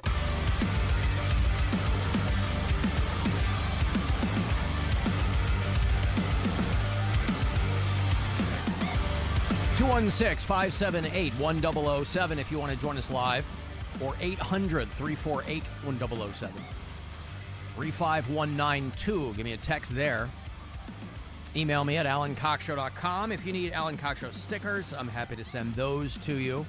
I just sent out another big batch of them this morning to people all throughout these United States. If you listen to us on the iHeartRadio app, I'm happy to send them to you locally as well. You don't have to be out of state. Although people go, hey, can I be your bureau chief in Fairview Park or whatever? The bureau chiefs are reserved for people who have to listen to us out of state on the app because it does require commitment and effort. The user experience on our free iHeartRadio app is not always optimal. I heard from Brittany, who is in Denver, and she sent me she's recently moved there. And she sent me a very, very nice complimentary note. And I said, well, don't be a stranger. You can still listen on the app. I'll put you on our map. Olivia and Nathan listen to the show in Boston. Adam is in Elmore, Vermont. We just heard from his wife yesterday. Christian's in Tulsa. Zach listens in Cape Coral, Florida. Golly, what else is in Cape Coral? Is that where your mom is? No. Oh, where is she? She is in Cocoa Beach. Oh, right. all these C's. Yeah, Cocoa Beach. Next week on the show, Steve Martin and Martin Short are not going to be here. But they will be at the Akron Civic Theater in November. They've been doing kind of that two-man show for a number of years. I think this is more of a Q&A thing. It's called Steve Martin and Martin Short in Conversation. So I will have tickets for you all next week. They'll play Akron. Ghost is coming to the Rocket Arena on the Skeletor. That's one of those things where you got to give up your phone when you walk in. That's about a month away. That's July 17th. If you want to check out Unofficial Galaxies, that's down at COSI in Columbus. That's like a big Star Wars thing, I think. I'll have tickets for that. I want to go see Shinedown over at the Rocket Arena in August with Bush. Set that up. And Evil Dead in concert. That's the one I'm excited for. They're going to have Joe LaDuca's iconic score to the Evil Dead played live on stage along with the film. Evil Dead in concert. That's October the 4th at the Agora. So tickets for that and those other things all next week. I'm down in Uniontown / Green, the greater Green metropolitan area. I'm going to be down at the Town Tavern tonight if you want to come by and hang. We're doing the last handful of appearances with Michelob Ultra. We're trying to get you to the World Cup. If you are a soccer fan, even if you're not, it would still be a lot of fun, I think, just the experience. And people, frankly, Rob, they just like coming out and kicking a ball into some holes. And the Soccer Shootout Challenge continues tonight. The grand prize, those FIFA World Cup 2026 tickets. If you end up being the top scorer in Northeast Ohio, you're going to L.A., courtesy of MMS and Michelob Ultra to compete against everybody else. So Town Tavern tonight. I'm going to end the show a little early today because it's a haul down there. Sure is. My God. It's about an hour from here. Tomorrow night, I'm going to be at Ray's Pub in Akron. And then our finals will be next Saturday, the 21st, at the Lakewood Truck Park. Like I said before, even if you don't make it to any of these other appearances, you can show up at the finals, and we'll throw you in kind of last minute as a competitor. So we have tonight in Union. I was in Willoughby last night. I had a blast. Town Tavern tonight, Ray's Pub tomorrow night, which we've determined is short for Ray's pubic area. I'm going to have to ask somebody. I hope someone there in management maybe heard our conversation yesterday and can either confirm or deny that.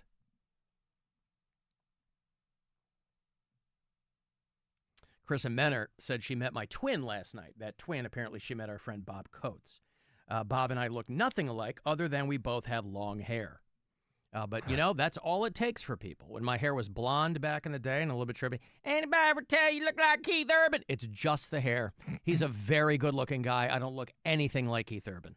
It's just the hair.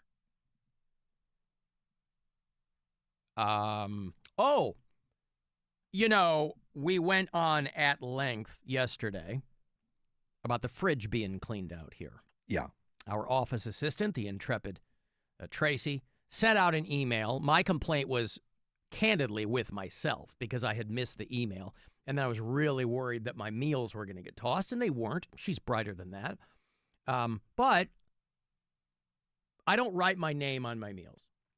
They're in hard plastic. I figure, well, that's nothing that's going to be taken. And they're not. They're there. They're intact. We've talked before about people just taking things from the refrigerator. Now, there is something else that I did think, this will be fine, too, because I've written my name on it. Oh, no. But did that make it safe? Nope. No. I bought a big box of Uncrustables. I'm halfway through one right now. Bought a big box of Uncrustables, put them in the freezer drawer of our fridge, and there's not much in there. 95% of the stuff that's in there is in the refrigerator part. There's like an old SpongeBob ice cream bar, with the bubblegum eyes. Yeah. It's like a really old. He looks all deformed. Yes, there's like a really old. There's like literally two things, like somebody's microwave burrito is in there, and then my big box of Uncrustables, on which I've written my name. Do you think that means that they were all intact? Nope. It's a box of 10. I've had 4. There's like 2 left. Oh, my God. So I don't know what's going on around here. And again, it's not the end of the world, but I'm like, can I? So if I write my name on it, it doesn't matter. If I don't write my name on it, well, you only have yourself to blame. I mean, I'm trying to do the right thing. Dude. Now, are Uncrustables delicious? Yes, of course they are, but that's irrelevant. It's immaterial to what I'm talking about. Yeah, I've had 4. In a box of 10, there are 2 left. That is so piss poor. Now, I'm terrible at math, but by my count, that means that I haven't eaten all of them. Somebody else has helped themselves. Now, trying to be a good citizen of the world, so in my brain I go, well, they are delicious, and whoever it is, they had something delicious, and I was responsible for that. Nah, I don't like that. I don't either. I'm trying to sound like a cool guy. I don't either. But what are you going to do? I thought, hey, you're back in college with your roommates writing your name on the orange juice. Like, even though I work with grown people here, I'll just put my name on this so there'll be no confusion. And I'm not even implying there was confusion. They blew right past it. Somebody else asked me if I saw, it seems like every day you're talking about a new Mountain Dew flavor they're dropping, if you're a Mountain Dew fan. A lot of people aren't. They're bringing back this thing that, by my estimation, is one of the sweetest iterations of Mountain Dew I could not get into it. It was called Sweet Lightning. And anytime they release one of these flavors, you can only get it in one spot. That's kind of the genius of what these cooperative crossovers are. They go, hey, here's a new flavor. You can only get it at Dollar General. Hey, there's a new one now. It's only in the tall boy cans, and it's only at Little Caesars. Hey, this one's only here. A few years ago, they did one at KFC that was like a honey peach, and it was so sweet. Even for Mountain Dew, it was so sweet. I didn't even finish it. Well, they're tweaking it a bit, and they're putting it back in KFC. It's called Sweet Lightning. This one, they're tweaking it to be peaches and cream. Ooh. Now, you're crazy if you don't think I'm going to try it. My nephew actually was telling me about this when I was home for my dad's thing. My nephew goes, he was asking me, show questions. He's heard me talk about Mountain Dew. And because he is a 15-year-old boy, of course he's drinking Mountain Dew. I'm a grown-ass man. I'm not supposed to be drinking this stuff. But what do you want from me? He goes, they're bringing back Sweet Lightning. I was like, really? I go, that's the one I couldn't finish. But this one's going to be peaches and cream. But I will try it. I told you about the new ones that are dropping for Father's Day. They're dropping one. Find the picture somebody sent me. They're dropping Mountain Dew Dragon Fruit is going to be only at Walmart. And they're also dropping their Summer Freeze flavor, which is going to be available everywhere. That's cherry, lemon, raspberry. So that one's probably just going to taste like melted popsicles. I can't believe you didn't hit play on that 112 song when you were talking about peaches and cream. I don't know though. See, you're way more versed in hip hop and that stuff than I am. You don't know that song? No. Well, not from the jump. What was their other song? Let me look. Hold on. Dance With Me? Was that 112? Maybe. Maybe that's the one I know. Don't know that song. Yeah, the peaches and cream. Yep. Nope. Yeah. So anyway, KFC is going to be having the limited edition peaches and cream Mountain Dew. That's going to drop June the 9th. Oh, it's already out there. Get it? Man, now I got to figure out the KFC near me. Nobody went to, so they tore it down and turned it into a Dunkin' Donuts. I got to figure out where there's a goddamn KFC. Jesus. I think there's still one out by us. I haven't been to a KFC in years. I haven't either. And apparently neither had anybody else because they finally tore it. The one in Westlake there, Columbia, they finally tore it down. They turned a bank into a Chipotle across the street, and they turned the KFC into a Dunkin' Donuts. It is good, though. So Little Caesars, they sell the Mango Rush, which is the best one they've had in a minute. They have Baja Cabo Citrus, which I don't care for too much. And the Dragon Fruit is going to drop at Walmart. The Sweet Lightning Mountain Dew at KFC is part of the promotional campaign for the new Brad Pitt F1 movie. Get it? Sweet Lightning. Mm. And you know that's Brad Pitt's nickname. Hey, Ray. Hello? Hello, Ray. Hey, Alan. How are you? I'm good, man. What's up? Nothing, just, I guess my pubic hair. Are you living in Akron? Yeah, I am. All right. I'll be seeing you tomorrow, right? Wait, are you Ray from Ray's Pub? Yeah. Yeah. You are? Wait, any guy named Ray could call me and say that he was. This is the guy. Is that your establishment I'm going to tomorrow night, Ray? Yes, sir. I don't know if you heard the initial conversation. We were trying to determine if it was a guy named Ray, if maybe the name was Raymond and it was shortened, maybe it was named after a relative, but your name is Ray and it's your pub, and it's just confirm or deny, it's not short for Ray's pubic area, correct? It's not. You're cracking me up. No. Yeah, I heard the whole bit. I love it. All right. I figured somebody Thank told God him. he said he loved it. Yeah, somebody told him. These jerks. Yeah, hey, Ray, you got to call this jag off. He's talking about your crotch, man. That's pretty much how it went down. Yeah, of course. Are you going to be there tomorrow night, Ray? Yeah. All right. I'll find you. We'll do a shot. I would love it. All right. Thank you, Ray. All right. Take care. All right. Take care. There's Ray from Ray's Pub down in Akron. I'll be down there tomorrow night from 8 to 10. For the Michelob Ultra Soccer Shootout Challenge. Okay, good. So we got it confirmed from Ray. Cleaned it up. Good pun. That it is not short for Ray's pubic area. Yeah. Can you imagine? He's being a nice guy. He's like, yeah, I heard it. It was funny. He didn't hear it, right? People are calling him. They're talking about your pubes on MMS. Bro, did you? What's up with your pubes? He's like, what? My pubes? I'm trying to run a business here at 801 Market Street in Akron, Ohio. What pubes? I haven't had pubes since I was 16, man. You know Ray rocks the hardwood floor. That's where all the ladies practice their Olympic curling. Yeah, man. It's the only kind of curling going on down there.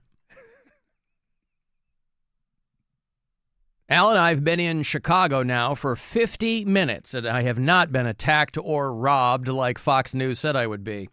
Yeah, funny how that works. Put your Uncrustables in a Tupperware.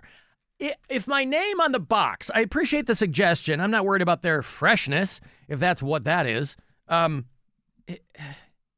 There seems to be no barrier to stop people from taking what is not theirs. I'm at the point I now- thought my name on the box was indication enough. Hey, unless your name is Cox, which it is not, because I'm the only one here. Although I did meet a Brian Cox in Willoughby last night, and he jumped over about 5 people to tell me that his son's name is Alan, which was entertaining. Brian was actually one of the guys outside the window when we were giving away those Taylor Swift tickets, and when we were in the studio or the street studio.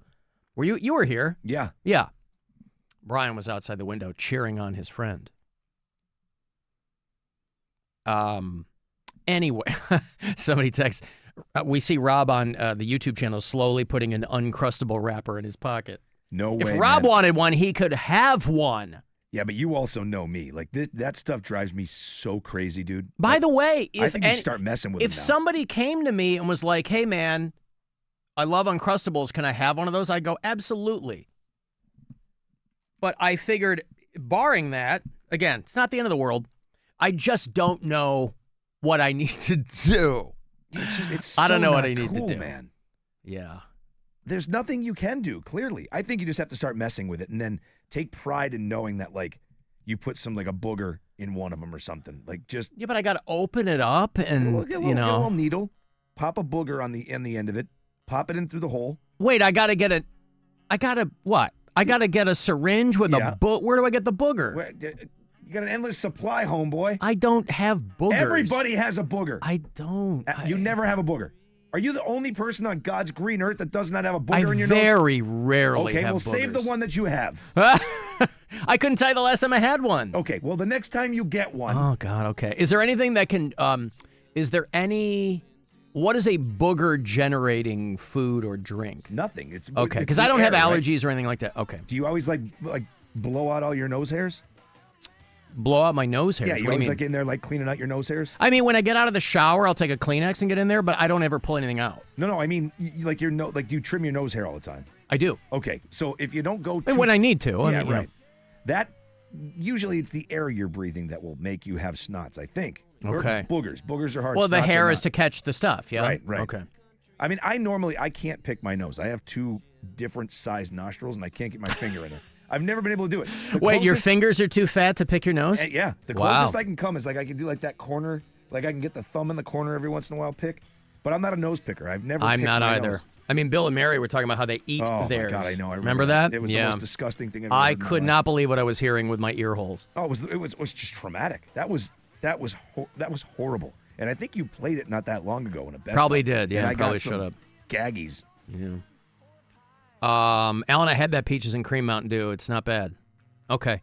KFC, right near the mall, North Olmsted, near Great Northern, on Lorraine. Okay, I know exactly where that is now that you're telling me. I can envision that. Alan, all I was saying is that no one touches Tupperware. I mean, I They guess. do if it's filled with Uncrustables. Yeah, I was going to say, yeah, you might be onto something, but I guess. Yeah, man. I gotta Again, tell if you, somebody came to me, because people were like, oh, it's probably Jeffrey. Jeffrey, by the way, would come to me and say, can I have one? I'd say, absolutely. Yeah, you cannot. He's definitely not one to blame. He's the ironically, he's the last one I'd be worrying about. He'd come to me and he'd go, hey. I go, yeah. That guy takes such a bad rap for everything, man. That's what I'm saying. Like, in some things, he absolutely should. I went nuclear during that whole bedbug thing. Oh, I but know. as a guy that I work with, he's always very deferential. Or at least will. You know, I guarantee he would ask me. Of course he would. Yeah. Hey, and he's a guy too, man. Like, he just wouldn't eat. He would just wait, and then he'd go get himself something to eat later. Like, he's not that dude. Even when food's out on the table in there, he'll be like, is this anyone's? Mm-hmm. He has a formality to him. Yeah. If he's unfamiliar with, Alan, you have the clearest of pee and the cleanest of nose. Maybe you could eat one of your boogers. If I had one. Yeah. I'm telling you, that's the trick. You got to and then when someone steals your Uncrustables, you're like, how's that good? Whoever you are, you just ate a snot. Congratulations. Yeah, booger eater. again, I'm not trying to make anybody vomit. I'm just saying, you're not gonna come to kill me anybody and with a booger. I know. And It'll it's be not cool. sexual assault because you're not using any of that fluid. Because that was the first thing I thought, was like in Van Wilder. Like fill up a couple of Eclairs. Yeah. You imagine that's why my dark secret is that's why I keep my nose so clean, because my boogers are toxic. They can induce heart attacks. That's your superpower. Yeah, they induce heart attacks. Hey, want to go to a Guardians game? Yeah, you do. They are on a lengthy road trip, but their first game back home is going to be on June the 24th against the Toronto Blue Jays over at Progressive Field. MLB Ballpark app is great to have. You can have your tickets on there, have all the information on it. Tickets for all the home games are on sale now. Plenty of baseball still to be played in Cleveland, Ohio. This is a 4-pack, 2-pair. Guardians, Blue Jays, first game back here at home on the 24th. It's a Tuesday night. And if you're caller 10, you'll be there. Good luck. 216-578-1007 or 800-348-1007. The Alan Cox Show. On 100.7 WMMS. We got stuff. You want stuff. Win stuff. This week at WMMS.com. Register to win a pair of tickets to see Ice Nine Kills on the Hell of a Summer Tour, featuring Dayseeker, Ken Dracula, and The Funeral Portrait, August 28th at the Covelli Center in Youngstown. Get more info and register to win at WMMS.com. Nobody makes it easier to make your car last longer. Going up. Prices keep going up these days. It feels like being on an elevator that only goes up. Going up. But not at Metro. We're pushing the down button. Going down. We've lowered prices. Get one line of 5G data for $40, period. That's 20% lower. And you get a free Samsung 5G phone when you bring your number. Only at Metro. 5-year guarantee on eligible plans. Exclusions apply. See website for details. Not available at Metro with T-Mobile in the past 6 months. Tax applies. Ditch the tent. Sleep in comfort in an RV instead. Summer savings are here. Don't miss RCDRV's summer kickoff sale running from June 7th through the 21st. With new RVs starting as low as $12,995. Now's the time to make a splash this summer. Stop by one of our convenient locations, Medina and North Ridgeville, or shop online at rcdrv.com. Hurry, these deals won't last. RCDRV. Summer adventure starts here.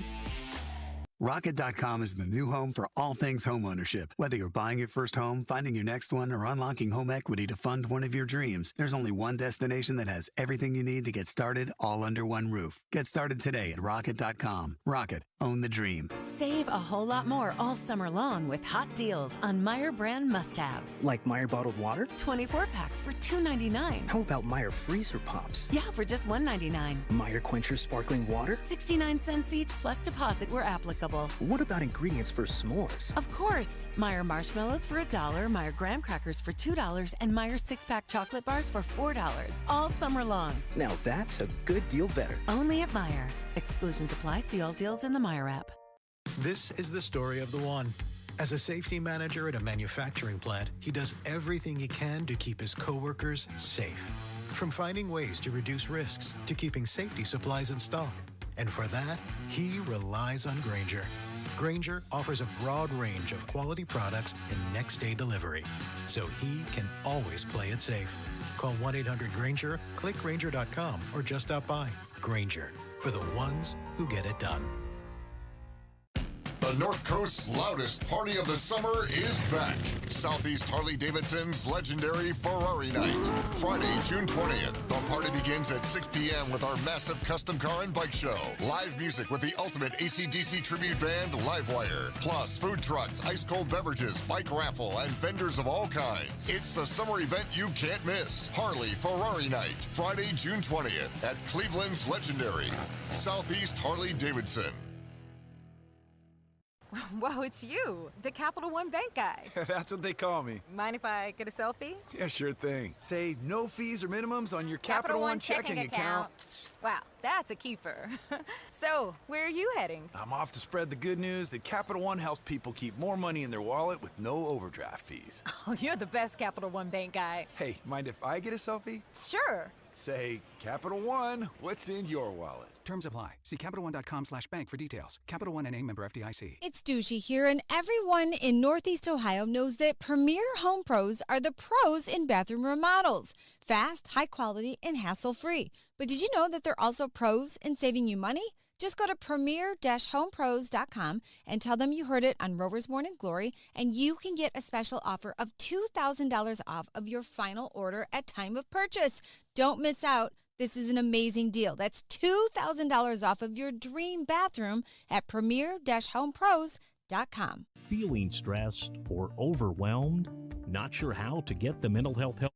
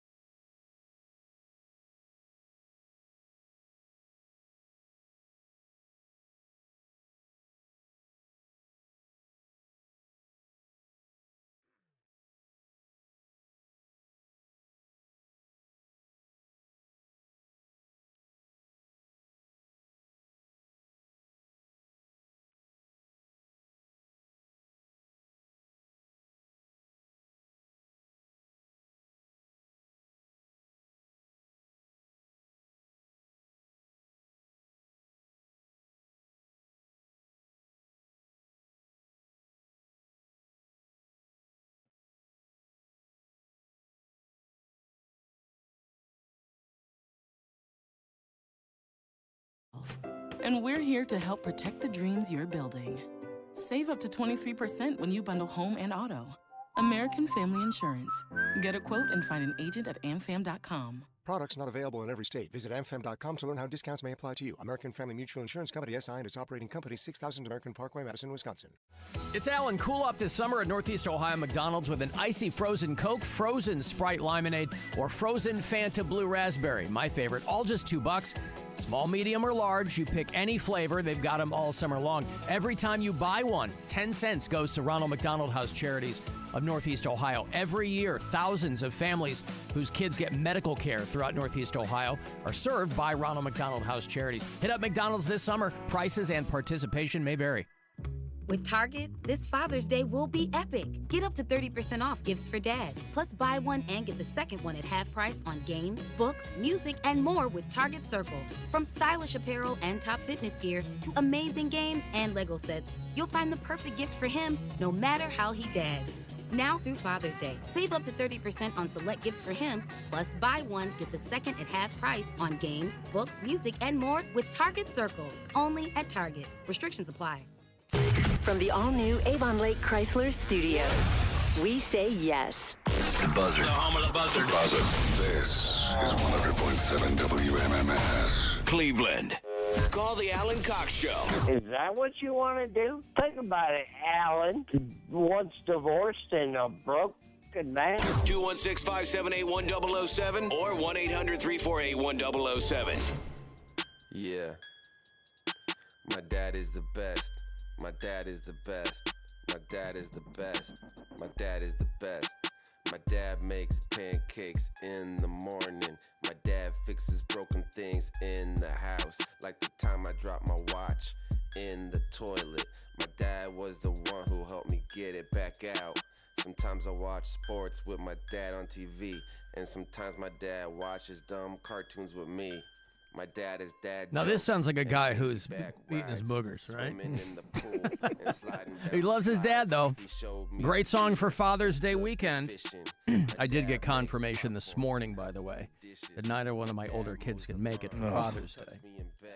And I don't want to make them feel bad because they already feel bad enough. I'm like, it's totally fine. Like, well, they're busy, right? Like, my son's, like, moving. He's finally moving from Lansing. He's moving to Chicago, and So I'm excited for him for that. My daughter just got back from Italy, and she goes right back to work, and she's like, they won't give me Sunday off. I'm like, don't worry about it. We'll figure it out. You know, you guys can, you got to, I'm bummed out because I would like my 9-year-old to see her siblings a little bit more frequently. But, you know, they're 24, and my daughter turns 21 a week after my birthday. So. And is she going to be in Chicago as well? No, she Michigan? still has a year left of school. Oh, okay. That's right. She is finishing her junior year, just finished her junior year.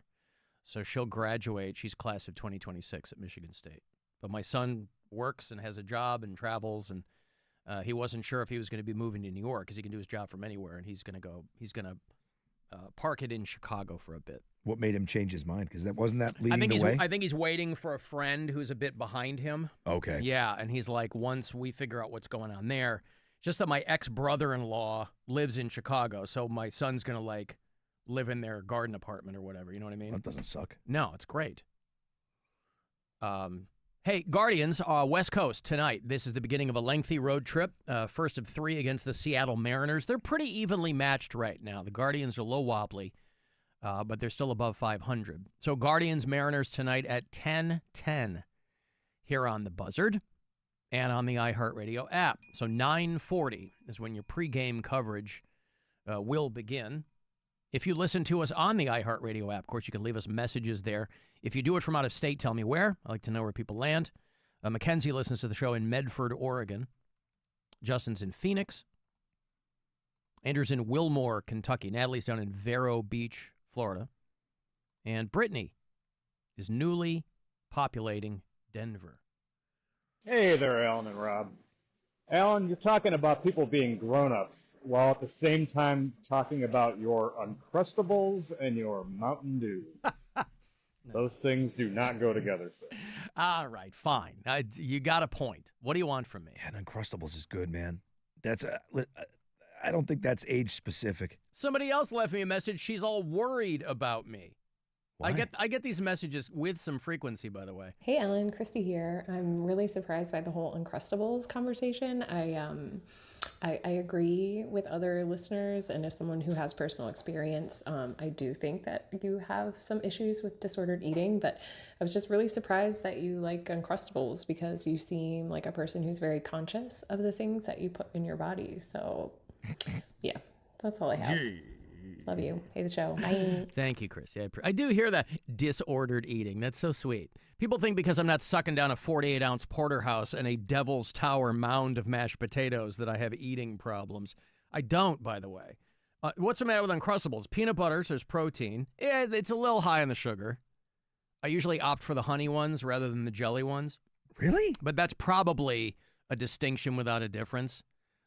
So if that's what you're talking about, but again, Uncrustables are not my meal. I had my chicken and veg for lunch like I always do. I have my meal prep meals. The Uncrustable is great in a pinch if it's like midway through the show and I'm a little peckish. I'll suck down an Uncrustable. So, but I do get messages from people because, again, I don't know how people eat, right? But they're like, I think you have problems. I don't. Trust me, I don't.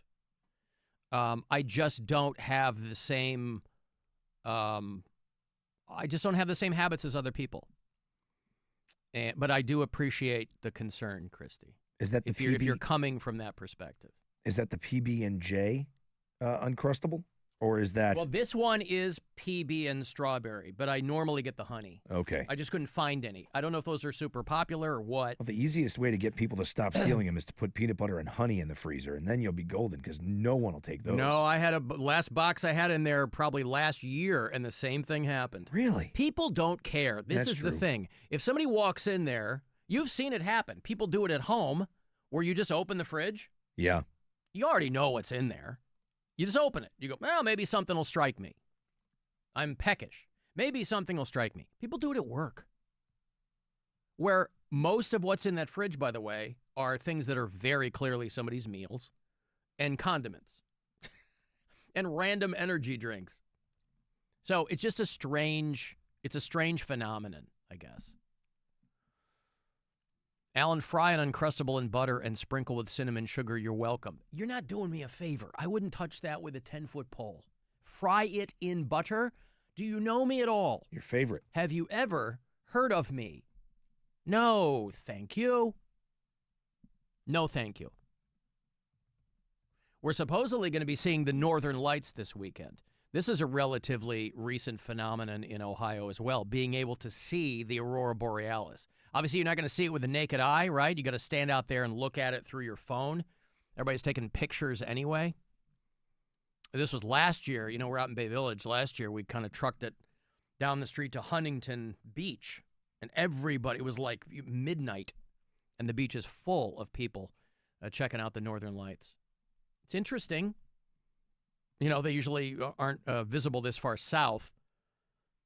I guess it's just the northern part of the country that can see it. But tomorrow night, supposed to be able to see it from Idaho to New York along the northern part of the United States tomorrow night. The upper Midwest states. I don't know what time. Go outside and look up. Go outside, hold up your phone, Yeah. Look up. We had that strawberry moon. You know, I was driving back from Chicago on Tuesday. That strawberry moon was out, and I guess that was notable because they said it's the lowest that moon is going to be in the sky for the next 25 years. So for people who are interested in those things, and I don't know when I became interested in those things. I think maybe it's when I started living in the suburbs when you can actually see things in the sky. Because if you grew up in a situation where there's a lot of light pollution, you're not used to that, right? You talk to people who live in the sticks, you know, like a guy I know lives in Chesterland. It's like dark sky counties out there, you know? When we were in Sedona a couple of years ago, that's designated as a dark sky city, which means there's so little light pollution. It's unbelievable what the sky looks like. There was that photo that went around maybe a month or so ago from Mars. One of the rovers took a photo of the sky from Mars. Yeah. I mean, that's what the sky looks like. We just don't ever see it. It's unbelievable. Anyway, the Northern Lights. This is Random Matt here, and I just want to... Wait a second. A new nickname. Who is Random Matt? Maybe we'll find out. This is Random Matt here, and I just want to say that, yes, every time that I talk to you, Alan, I will be representing somebody from the cabinet, and I just want to get to you, Alan, as much as I can, and I want to leave it up to you, whether it's people you bring up or it's people in the cabinet. I'm going to keep this up. What the hell was that? What the hell was he talking about? It was so random. That's why it's random. Well, maybe he caught wind, Rob, that I am putting together a cabinet here, you know. There's been a couple of, well, listen, over the years, you know, cabinet members have come and gone. And I'm going to need, you can be my Secretary of the Interior. Hey-o. I'd rather be Secretary of the Exterior. No, I don't know what Random Matt is talking about, and that's why his name is so apt. And that's the first time we've heard from Random Matt. Yes. Calls in with a nickname. See, this is the thing. Everybody's calling in with nicknames now. We had Stony Baloney. Yeah. Who was the other one? West Side Will. West Side Will. This is Will on the West Side. West Side Will. On the fly gave himself a nickname. Right. You know, this dude was thinking about it for a while, too.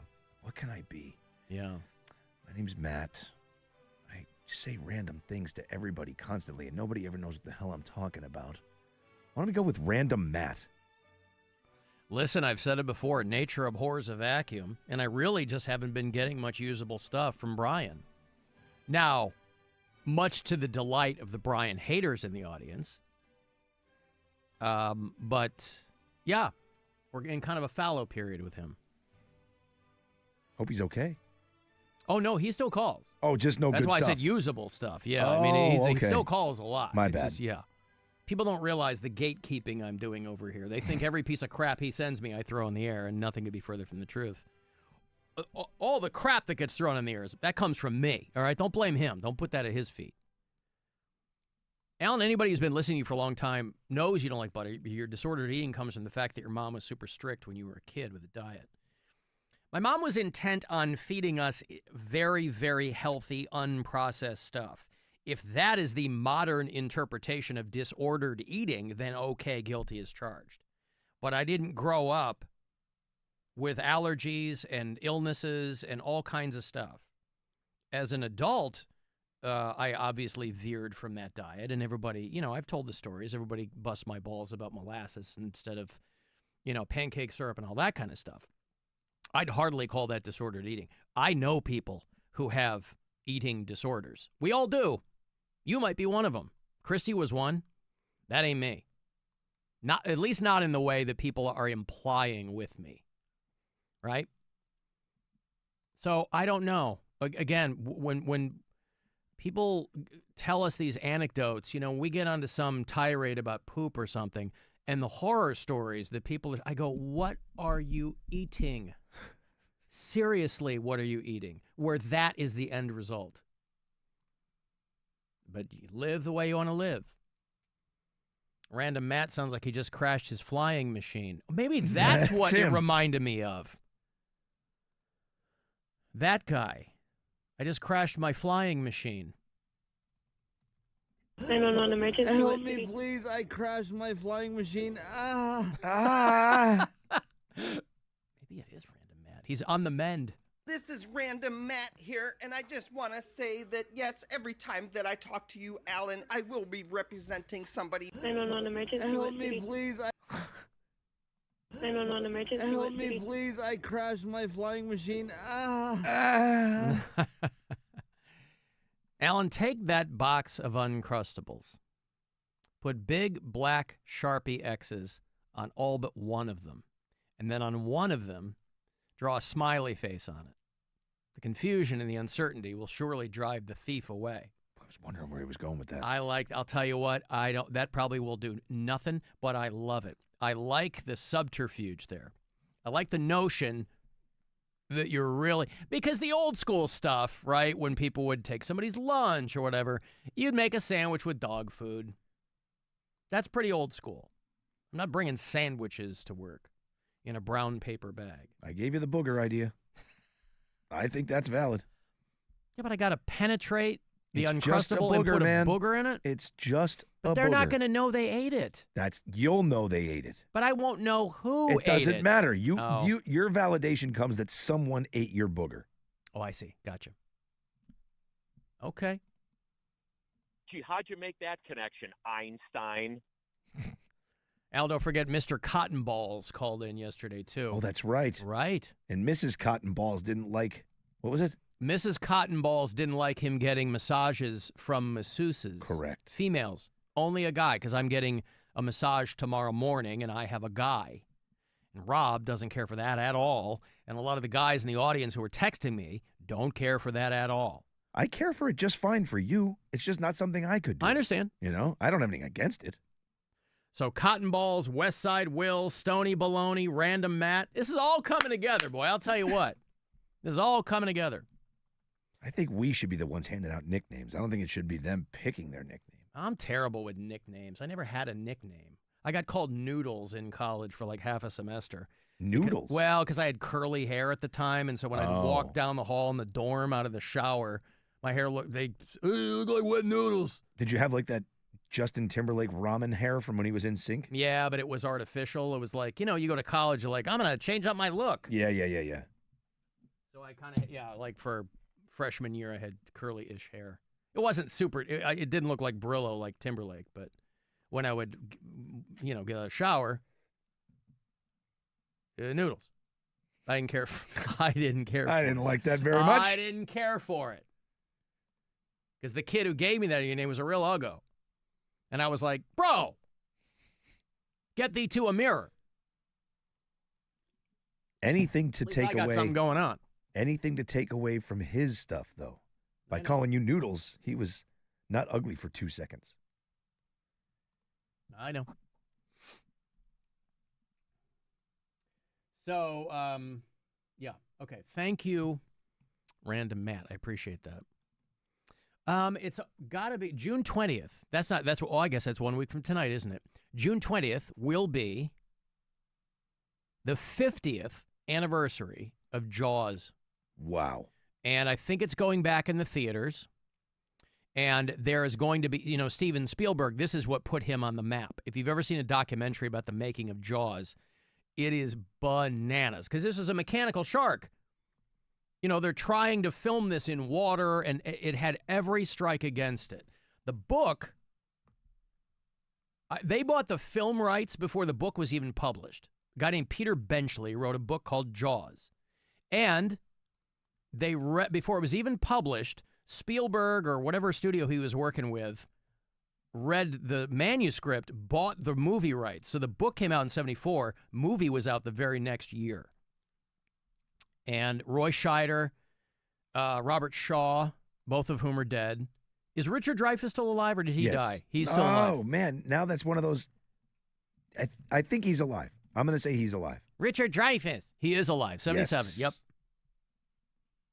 And Richard Dreyfuss, a lot of people, when they're rattling off actors who've gone like crazy right wing, they talk about Jon Voight and they talk about Kevin Sorbo and Dean Cain. Richard Dreyfuss is another one of those guys too. Is he really? Yeah, but I like Richard Dreyfuss. I like him. In the 70s, he was a big deal. Mr. Holland's Opus, I think that movie's 30 years old, but that was kind of a comeback for him. Close Encounters, I loved that movie as a kid. What about Bob? Great movie. My mom had the paperback of Jaws. And on that paperback of Jaws was a woman. Everybody remembers the Jaws poster, right? It was the shark coming up, and just breaking the surface of the water was a naked girl swimming. But you could see enough of like the outline of her body. You could see the boob. And when I was a little kid, I went steady with that Jaws paperback for like a summer. You were cheating on the Sears catalog? I sure was. So Jaws is coming back into theaters for the 50th anniversary. We saw it years ago at Playhouse Square. I don't know if they still do it. Playhouse Square used to do like a summer movie series where they would have older movies and show them on the giant screen there. We saw Jaws. It's probably for the 40th, I guess. Jaws at Playhouse Square is great. But Steven Spielberg is going to be doing some 3-hour thing on NBC next Friday night for the 50th anniversary. He's going to host it. And 8 o'clock next Friday night, rather, over on NBC to mark the 50th anniversary. So that's one you've seen? Jaws? Yeah. Yeah. All right. I just know sometimes there's like that you haven't seen that. Yeah, I saw Jaws. Yep. I mean, obviously, I didn't see it in the theater until 10 years ago at Playhouse Square. When I was a kid, I wasn't going to see it. I wasn't like a big swimmer, and I sure as balls wasn't going to go watch Jaws. I mean, a lot of people who were swimmers who didn't get in the water for a couple of years after Jaws. Oh, yeah. It's a wild movie. Freaked everybody out. They still, every year, they'll show it in the water. Like you can go into Rhode Island and watch it in the water. Oh, really? Yeah. Scary, man. Yeah, I don't know if I could do that. Cleveland, by the way, gets name dropped in Jaws, if you recall. Maybe it's a movie that you've seen a lot of times. But Robert Shaw, while they're on the boat, does this long soliloquy about how he was on the USS Indianapolis, and it got torpedoed or something, and all the servicemen fell into the water, and the sharks, ate most of his friends, but he survived. Remember Robert Shaw, at the end of the movie, slides into his name was Quint in Jaws, and he slides into the shark's mouth at the end. But one of his buddies who got eaten in that speech was from Cleveland, Ohio. You know the thing about a shark? He's got lifeless eyes, black eyes, like a doll's eyes. When he comes at you, he doesn't seem to be living until he bites you. And those black eyes roll over white, and then you hear that terrible high-pitched screaming. The ocean turns red. On Thursday morning, Chief, I bumped into a friend of mine, Herbie Robinson from Cleveland. Baseball player, bosun's mate. I thought he was asleep. Reached over to wake him up. Bobbed up and down in the water. It was like a kind of top. Upended. Well, he'd been bitten in half below the waist. Yeah, bitten in half below the waist. Gay. I just got like the. I know, right? What a great movie. Such a great movie. Jaws, 50th anniversary next Friday. Want to go see Dorothy? She's back on the road. She kind of came out of nowhere a while back. Dorothy, just a strong performer with a big voice. They gave her a band, and they sent her on her way. The Way is the name of the tour. She's got an opener called Eddie and the Getaway. There's a lot of ways in this whole scenario. This fall, she's going to play the brand new Globe Iron down there in the Flats. If you haven't been, it's a great new venue. Tuesday, September 2nd is her date. AXS.com for the tickets and the info and all that. You can get my last pair this week. 2 for Dorothy this fall. Call 10, good luck. 216-578-1007 or 800-348-1007. This is the Alan Cox Show. Everywhere on our free iHeartRadio app or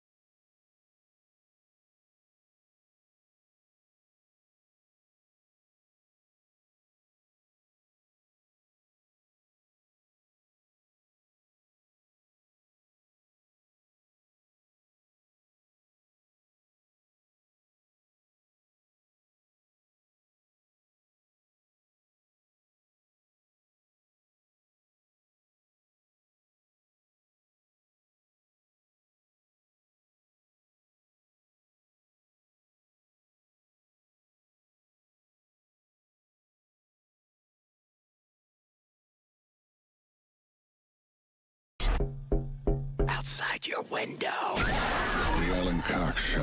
On 100.7 WMMS.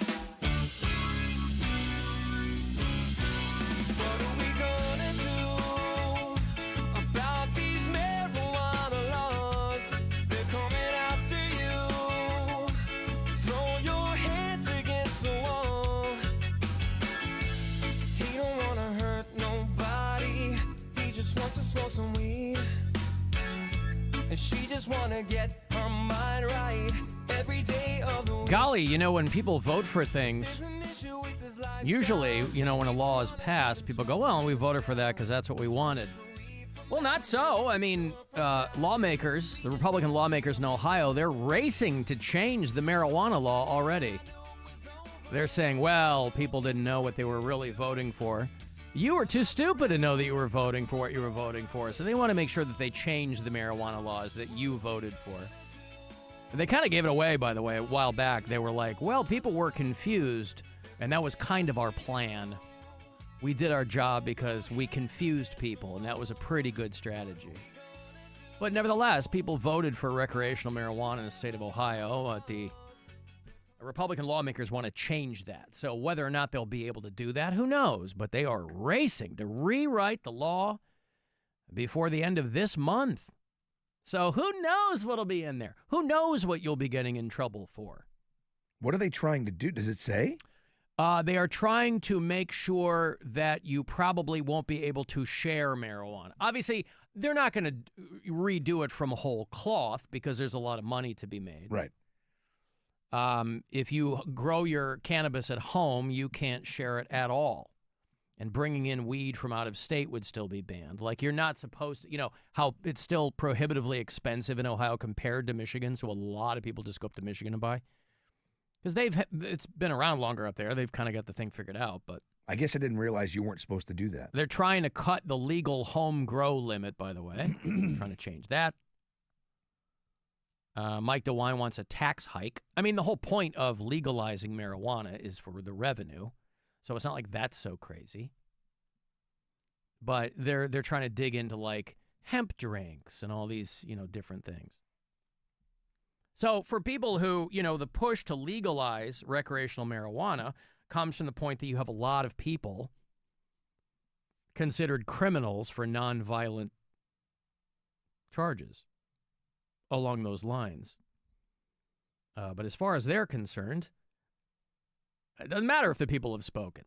It's useful to remember that they go, you didn't really know what you were voting for. So, and that works out great for everyone involved. It's why we're giving more money, more state money to the Browns than to public education. That's a snapshot of all you need to know. Now, unfortunately, that's shocking to zero people. That's the worst part. $600 million approved for the Browns. Tax cuts for rich people, always great. And they've upped the amount of public money to public education, but it's still less than what the Browns will get. So, great. It's all about the ROI, Alan. Right. $556 million for education. $600 million to watch a losing team continue to lose. Congratulations. Nick Chubb, by the way. If you are one of our Houston bureau chiefs, congratulations. You got Nick Chubb. He is now a Houston Texan. And the headline I saw was, Browns fans in tears after Nick Chubb's heartfelt message. Nick Chubb! Hasta la vista, baby! Nick Chubb! Touchdown! No more touchdowns for the Cleveland Browns. Maybe no touchdowns for the Houston Texans. I don't know. He says his injuries are all behind him. But Nick Chubb, obviously, a widely loved guy for that team, for this town. Did everything he possibly could do. Now, are Browns fans really in tears? Probably not. Bit of clickbait. I'm sure some are. There's probably someone who's weeping. Mm-hmm. So they didn't really need Nick Chubb anymore. And he was a free agent for a while. They have Jerome Ford on the roster. They drafted 2 running backs in the draft. And so he's going to go to the Houston Texans. This was the only place he had played. And so I'm sure it's bittersweet for him, too. I imagine he probably would have liked to have remained with the Cleveland Browns. Oh, I'm sure. And N Chubb 27, 2 Bs, over there on the Instagram. And he posted a nice long message to the Cleveland Brown fans, the people of Cleveland. He did not sign it. Chubb out. Chubb up? Which I thought was a missed opportunity. One fan said, I will tell my kids about you. I love you, man. Yeah, what a great story that'll be for your kids. Yeah. All right, gather around. I'm going to tell you about a guy who used to play football here. Cool. Nick Chubb! Hasta la vista, baby! Nick Chubb! Touchdown! Mm-hmm. So, all kidding aside, he was a big, big deal for the Browns, and the fan base loved Nick Chubb. That guy loved Nick Chubb. Loved. The guy who calls the Browns games in Spanish. He was just a huge fan. How many touchdowns could that guy get over the course of a season? Ooh, so scared, Chubby Wubby. He played 85 games with the Cleveland Browns. He caught 128 passes for 1,000 yards and 5 touchdowns. So we'll see. He's posted a lot of videos in the offseason. It looks healthier. And you figure if this guy can get back to 100%, Browns fans might be silently cheering for him to still do well. But anytime the Browns take a loss like that, it's a bummer. So Nick Chubb goes to the Houston Texans. They were the Oilers, yeah, back in the day, the Houston Oilers? Or did the Oilers they moved? Oh, I feel like the Oilers became someone, and then Houston was an expansion team. The Oilers became the Tennessee Titans? Is that right? I don't know. That's why I'm wondering. The Houston Oilers are the Tennessee Titans. Okay. So then Houston just got another football team. Like we did. Gotcha. Yeah, they relocated to Nashville in 1997. It became the Tennessee Oilers, and then they were renamed the Tennessee Titans. I guess I didn't realize. Had I thought about it, I'd go, of course. But when a team has a state name, I guess I didn't put Nashville to that. But that would be their team. Yep. Okay. We have a whole geographical region. Yeah, you have the New England Patriots. Yeah, you don't have a choice. Right. Which is why it's so weird that even for football, you are a Seattle Kraken fan. It is odd. Well, that's a hockey team. So that's even more weird. That's why I'm saying it's so weird. It's not unprecedented. No. People ask me all the time. They go, Alan, you are the most well-versed individual in sports that I know. I have to assume they don't know many people. That I know. Who is your favorite basketball team? And I will always say to them, my favorite basketball team are the Toronto Argonauts. Oh. And I'll tell you why. And then I just kind of quietly walk away. Yeah, I do. Just back up like that Homer Simpson. I back into the hedge like Homer. Yeah. Yep. That's right. Alan, I worked in an office where my boss would, on occasion, go into my lunch. And once she took a meatball off of my spaghetti. And I was so tempted to grate soap on my food. She was my boss, otherwise I would have done it. Stab her. Goes for you hit her with a fork. Wham! Touch my plate. Yeah. People are nuts, man. It's just weird. It's just weird. Alan, our staff fridge was always packed full, and some nurse on nights was breastfeeding. And she left a Ziploc bag of breast milk in the fridge, and somehow it leaked all over the food, including mine. Well, breast milk is quite sweet. Maybe that'd be a nice addition. Oh, no, what happened to my ham sandwich? It's soaked. And then you eat it, and you go, That's actually pretty tasty. Yeah. Never had a sweet ham sandwich before. There you go. It's Jennifer's jug juice. Jug juice. Right? Hey, I am in Green/Uniontown tonight. Wherever you find Town Tavern. People who, my thing says Uniontown. It's a hop and a skip from Green. People who live in that region, quick to tell me it's actually in Green. One guy goes, it's in Green. Uniontown is their mailing address. Well, then what's the difference? I'm not a mailman. Anyway, who cares? Hey, Town Tavern tonight, because we want to get you to L.A. to compete for those tickets for the FIFA World Cup 2026. You a soccer fan, are you? Michelob Ultra, the Soccer Shootout Challenge. I am your host. We were in Willoughby last night. We continue our tour tonight at the Town Tavern in Uniontown. Tomorrow night, I'll be at Ray's Pub in Akron. Ray himself called earlier in the show to confirm that, in fact, Ray's Pub is not short for Ray's pubic area, as I theorized it was. So happy he's cleared that up for us. I'm very happy. So Town Tavern tonight, Ray's Pub tomorrow night, and then we'll do the finals next Saturday afternoon, the 21st, at the Lakewood Truck Park. David Lee Roth, are you excited about coming to Uniontown tonight? Yeah! All right. You stoked? Yes, I am! Great. Excited to see you. Yeah,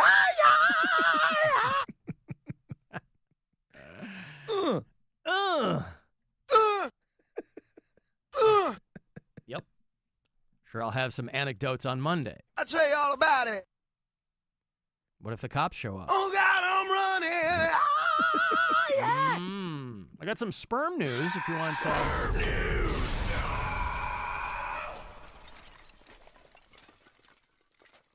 Oh, I'm in this just for the headline. Swindled by sperm. Score. Yeah. Lured by an ad of an attractive woman. This could not have been in America, by the way. No, there you go. Kuala Lumpur. Lured by an ad for an attractive woman, a man was duped of over, what's RM? Whatever the monetary unit of Kuala Lumpur is, $20,000. He fell victim to a sperm donation scam that said, hey, if you send a sperm, we'll send you a bunch of money.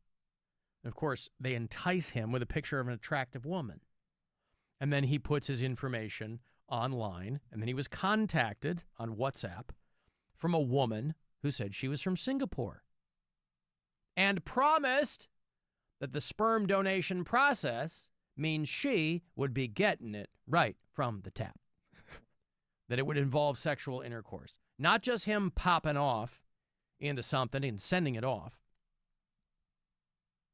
She sent a picture of herself, and now they can screw you with the AI voice faking, right?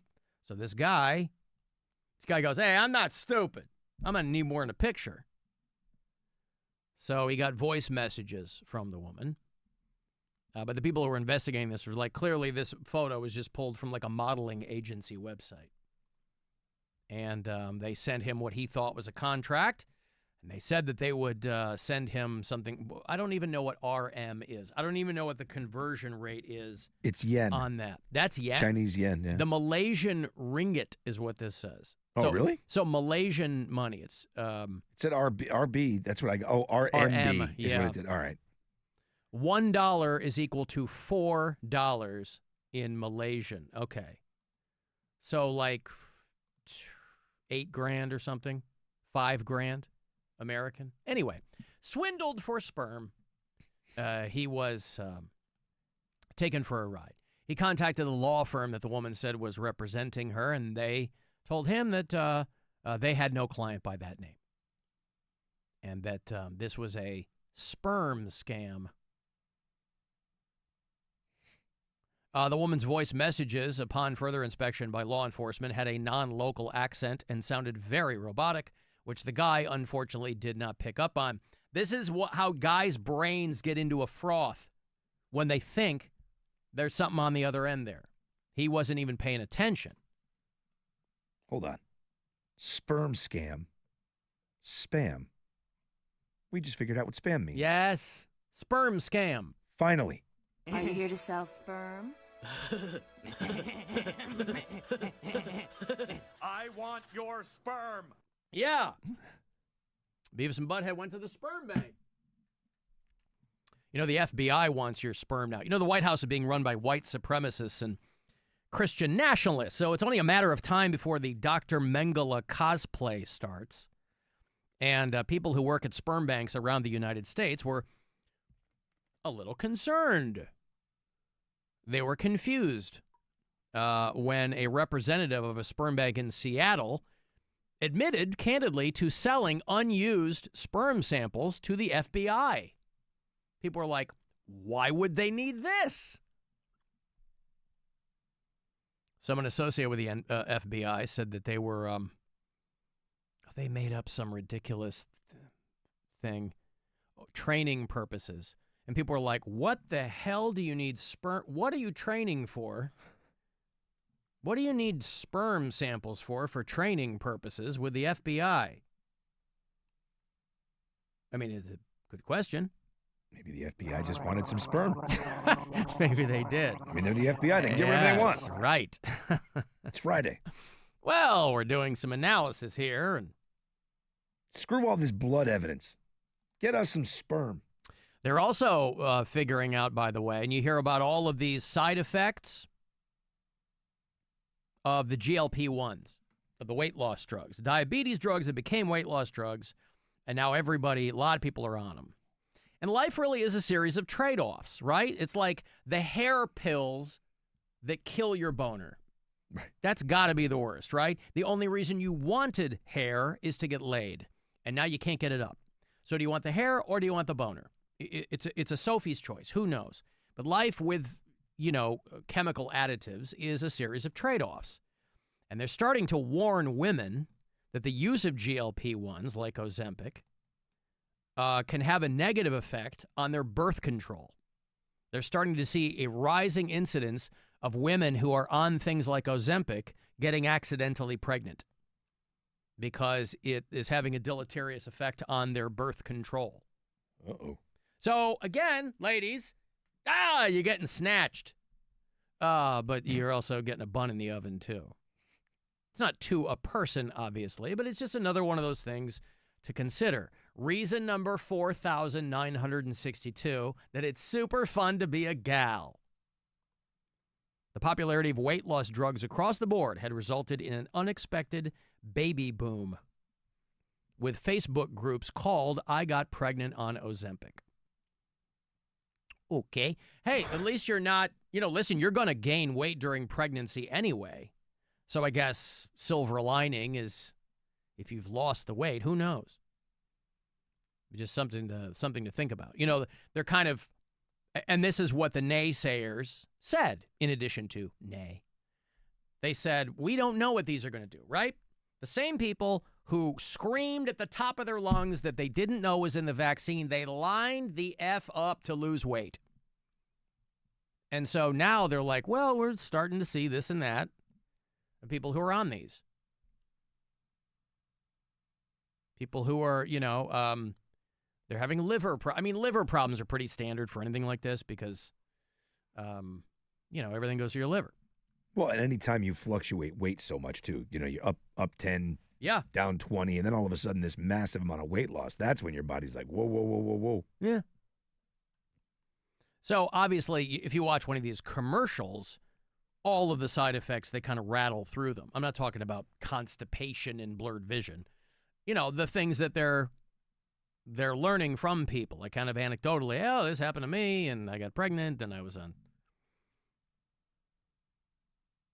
So, people are curious what they're going to find. Hey, Mario. Hello, Hey, Mario. man, Is this Mario? Hey, I am here. Yeah, sorry, I was sleeping. What's up? I love your show. And I love talking about Ray because I love Ray. And I'm glad you guys are going to be there tomorrow. But Ray's got bigger balls than more pubes. I just got to tell you guys that right now, and you'll see it tomorrow.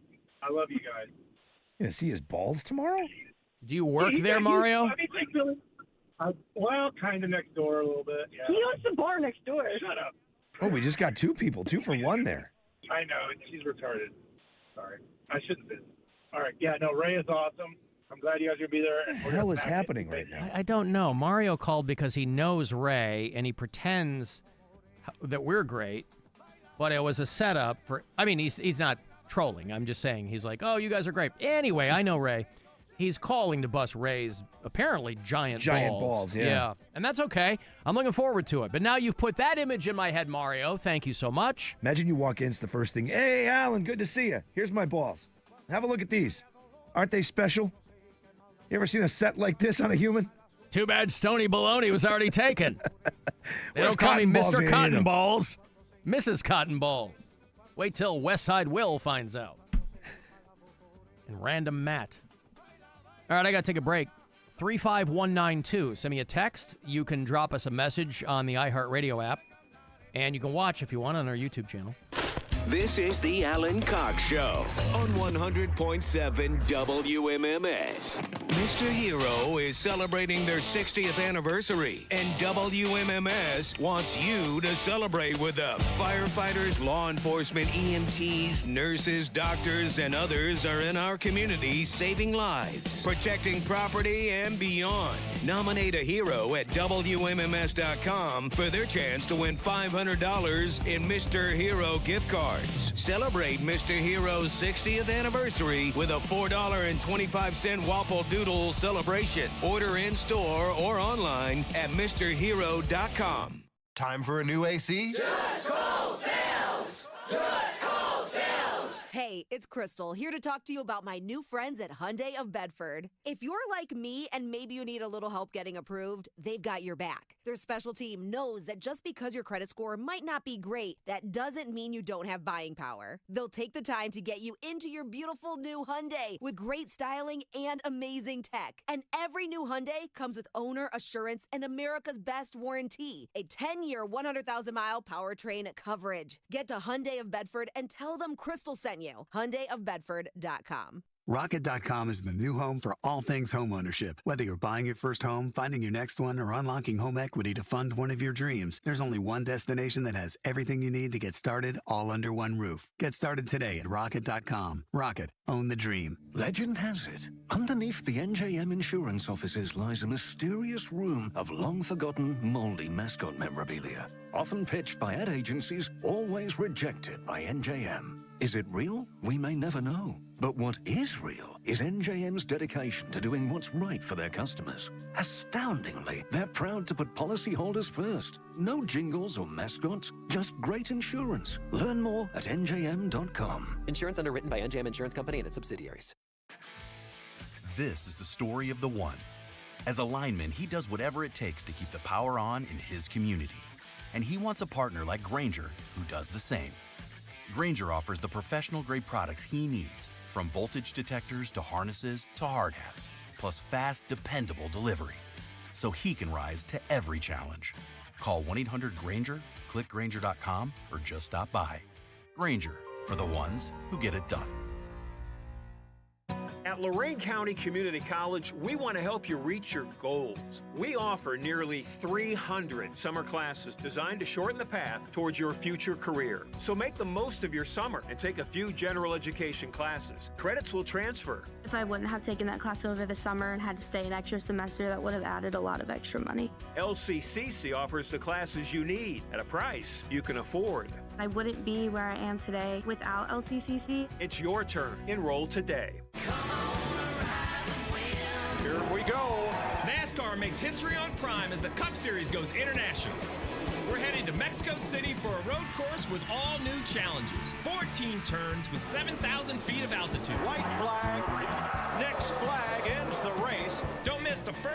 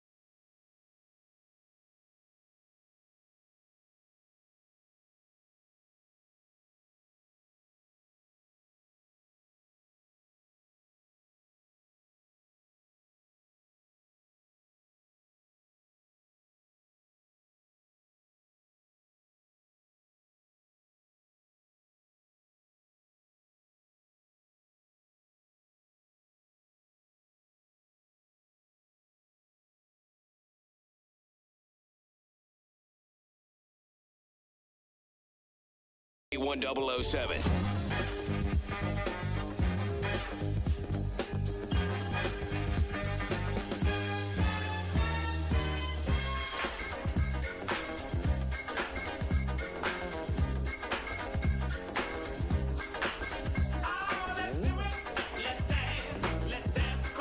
You can bet your ass I've been checking every juke along the way when I do these appearances to see if this is on there, so I can put on a loop to walk around the joint. I thought it was on your rider that this was your intro music, your walk-in music. I don't have a rider, Rob. You're the one with the rider. No, you said this was going to be your walk-up music. Well, I said I wanted it to be, but you got to put in the demands, dude. Listen. I grew up Catholic. I don't have demands. I have submissions. Now I'm going to walk in tonight to the Town Tavern back there in Uniontown. I'm going to be like, I don't even know if they have a jukebox. A lot of times, places will have a jukebox, but they'll have it turned off because they know people are going to dick with it all night. So sometimes you have to concern yourself with that. But if you're down that way, I hope you can come hang. We're trying to get somebody to L.A. We're doing the Michelob Ultra Soccer Shootout Challenge. Grand prize. You're a soccer fan. FIFA World Cup 2026. Tickets are doing the World Cup in the United States, Canada, and Mexico this time around. And we've done a handful of these so far, and we take the top score getter out of all these locations, and we send them to L.A. to compete against everybody else. So that could be you. If you are fleet of foot. Again, this is one of those things, it's kind of like cornhole, but with a soccer ball in your foot. And it's one of those things that everybody thinks they're going to be great at, present company included. But it can be and obviously the more inebriated people get, the more fun it is. But if you're down Uniontown Greenway, I'll be at the Town Tavern tonight. We got to dip out of here a little bit early, so I got time to get down there. Tomorrow night, I'll be at Ray's Pub in Akron, starting at 8 o'clock.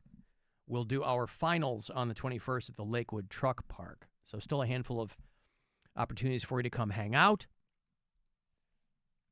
Alan, down the road in about 15 years or so, Lindy Korn is going to be doing Ozempic commercials. Totally. Yeah.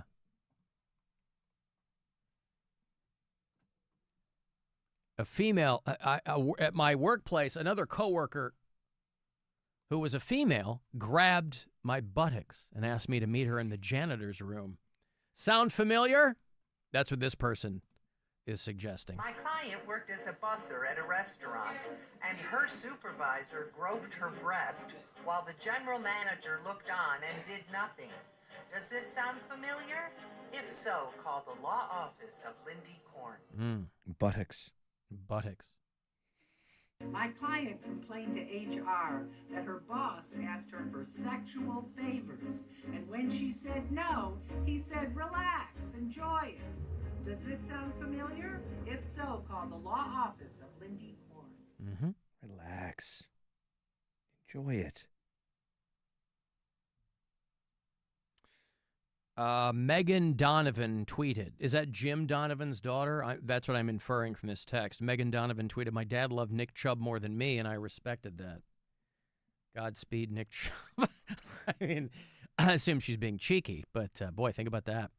Maybe not. That's right. He was pretty beloved. He was very beloved. Let me catch up on some of the messages coming in on the iHeartRadio app. They're really piling up on us. Hey, Alan. Christy again. I was looking on the interwebs, and there is a name for disordered eating where people focus on eating simply healthy foods. There's an obsession with only eating healthy foods. It's called orthorexia nervosa. So maybe your mom suffered from that. I don't know, but yeah, it exists. Okay, love you. Bye. Hate the show. Christy, this is where we are now? She's all in on this, man. Maybe your mom... Well, she said in her first message that she has a history with it. So she's concerned for me. But this is where we are? Maybe your mom and you have a food disorder where you only eat healthy foods. First of all, I don't, okay? I mean, I'll eat ice cream a couple times a month. I'm not a monk. I just don't eat like other people, that's all. Yeah. I think everybody has their own thing with eating, though, right? Like, Well, but also, I like the notion of that. Oh, it's somebody who's obsessed with eating healthy. Oh, that's a condition? That's when the definitions of things become so broad. Now, I assume they mean that to the extreme, right? Any obsession, which it starts to kind of invade other parts of your life. Trust me, that ain't me. It's just 9 times out of 10, I'm eating stuff that's good for me. But yes, I have to do that to counterbalance, when I have a Mountain Dew or whatever.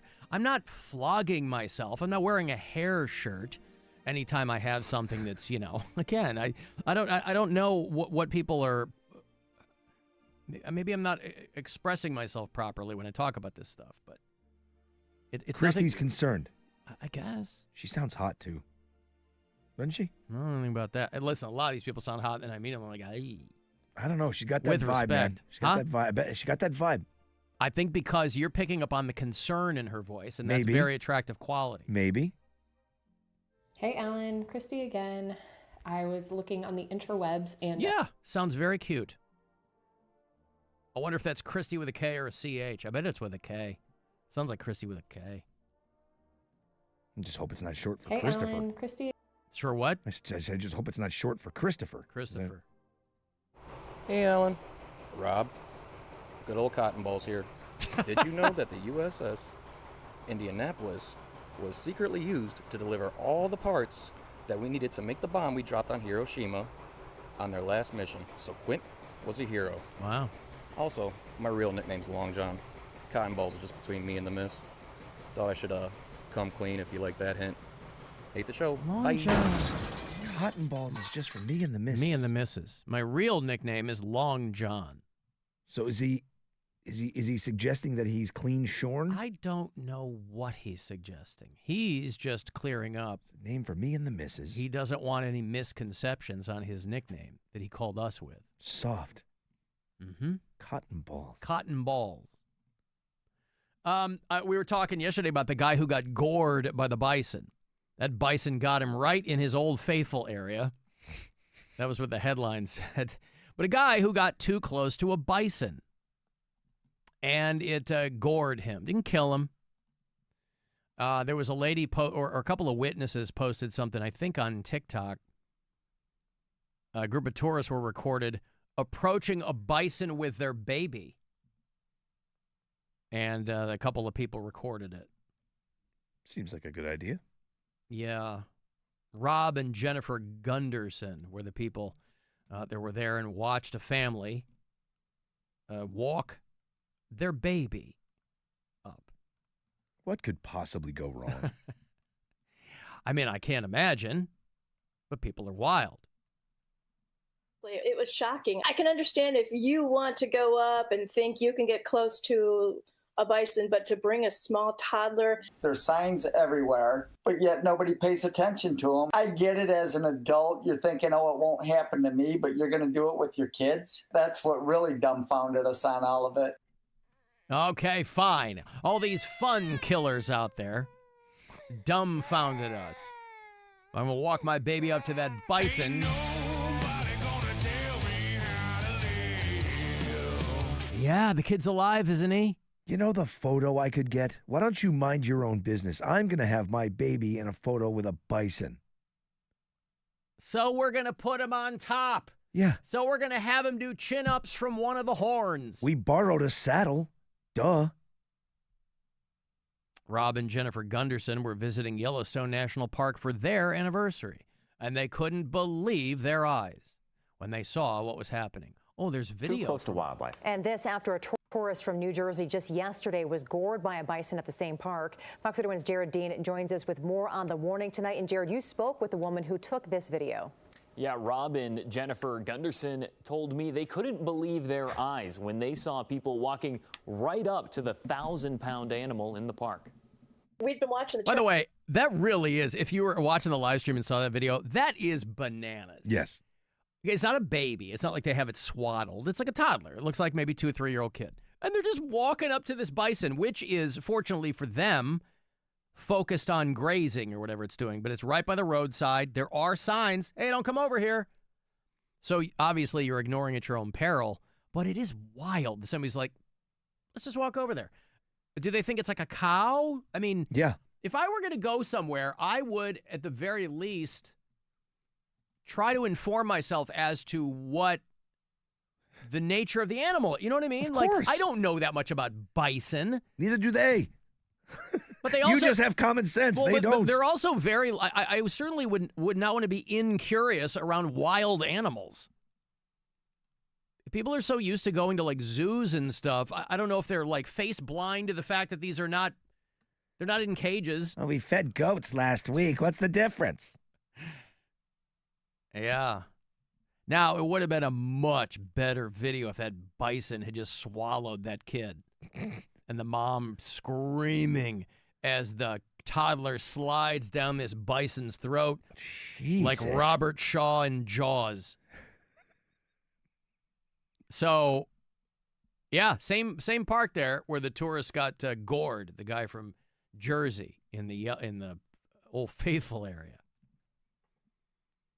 And so these two fun killers had to go out and start telling everybody or filming the video. There's just no way people do this in person, and sure enough, we were witnessing it as live could be. It's an alarming sight happening more and more often. Tourists walking right up to adult bison and other large animals in Yellowstone National Park. Rob and Jennifer Gunderson tell me they were celebrating their anniversary when they were visiting the park and captured this dangerous interaction. Shocking. Oh, what? Your anniversary of being negative Nellies? Of being nosy Nancys? We were doing what we do every year, and we were watching the bison screw outside, so that's what we do for our anniversary every year. And this little jerk comes along with his kid, ruined it for us. We really like to get over there. These animals are majestic, and the loads they pop are unbelievable. You want to talk about Old Faithful? They should have a schedule on those things. We ran up with our buckets through caution of the wind. It's white gold out here. Take in their beauty from a safe distance. There's signs everywhere, but yet nobody pays attention. What is the fun of taking in nature's beauty from a safe distance? You know, there is, sure, listen, this is the Darwin Awards in its purest form, but there is also something to be said for playing chicken with nature a little bit. Now, they've got a little kid. You kind of have to. But the other guy, the guy from New Jersey, he's a grown-ass man. We can all go tisk, tisk, but it doesn't change our lives. We wouldn't do it, but that guy did. He effed around and he found out. He got gored. Happy Chinooka. That's right, Smokey. Happy Chinooka to that guy. That story went away quick, too, didn't it? I haven't heard one update on that. I haven't either. Smokey said, I didn't do nothing. Well, we did talk about the countersuit. Yeah. That was the only thing. Right. Yeah. Audience suggestion here I'm going to lean into. You let your bison go, baby, as you walk in the door. Okay. That was No one clunky. cares. Yeah, that was clunky. Sorry. Drop kick a baby. Drop kick a baby when you walk in the door. Alan, would you eat a bratwurst? Not on camera. Yeah. Yeah, of course. I've eaten bratwurst before. Yeah. It's delicious. Yeah, of course. What kind of question is that? Listen, I love things like hot dogs, right? I haven't had one in a minute, but I'm no snob. I love things like that. I just don't. There's just a lot of things that people like that I don't care for. I don't need things like dripping in butter and sauces and gravies and things. That's just a preference. It's not a, I'm a carnivore. I'm not a vegetarian. Certainly not a vegan. Love meat. I love a giant piece of meat going right down my throat. Yeah. Have I ever eaten a bratwurst? In mixed company, even. Yeah. Yeah.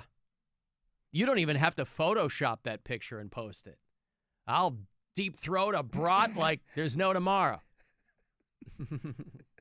One bite Cox. That's right. That was his nickname back then. That's right. The late, great Phil Kurzik, WDVE in Pittsburgh, was known as the Kibasi Kid.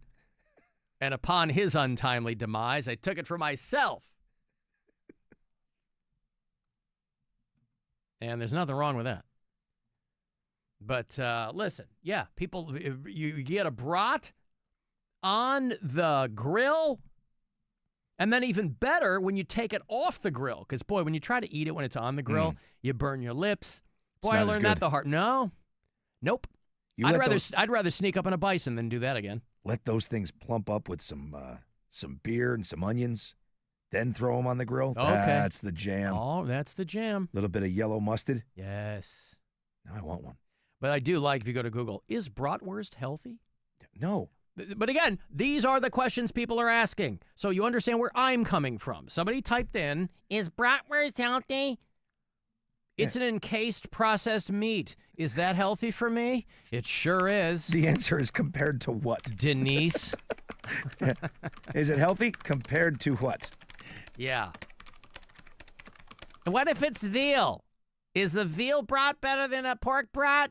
Probably not, no. Is bratwurst, they're probably healthier than hot dogs.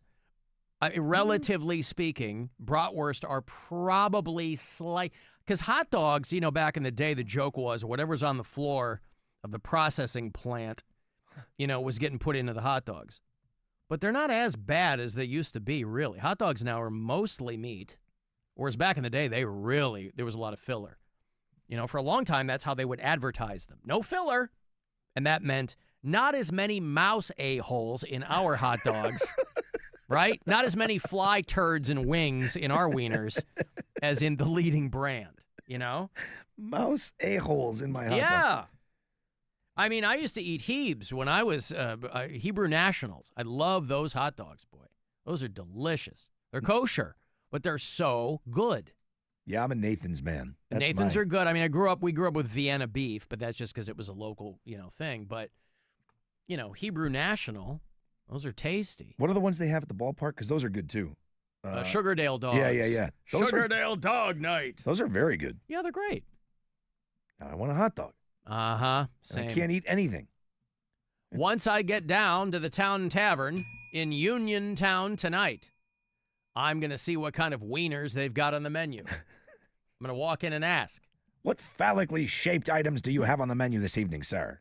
Hey, do you guys hey, I'm Alan Cox from WMMS. Thanks, everybody. First person to come up here, put a wiener in my mouth. Yeah, you're going to Los Angeles. All right.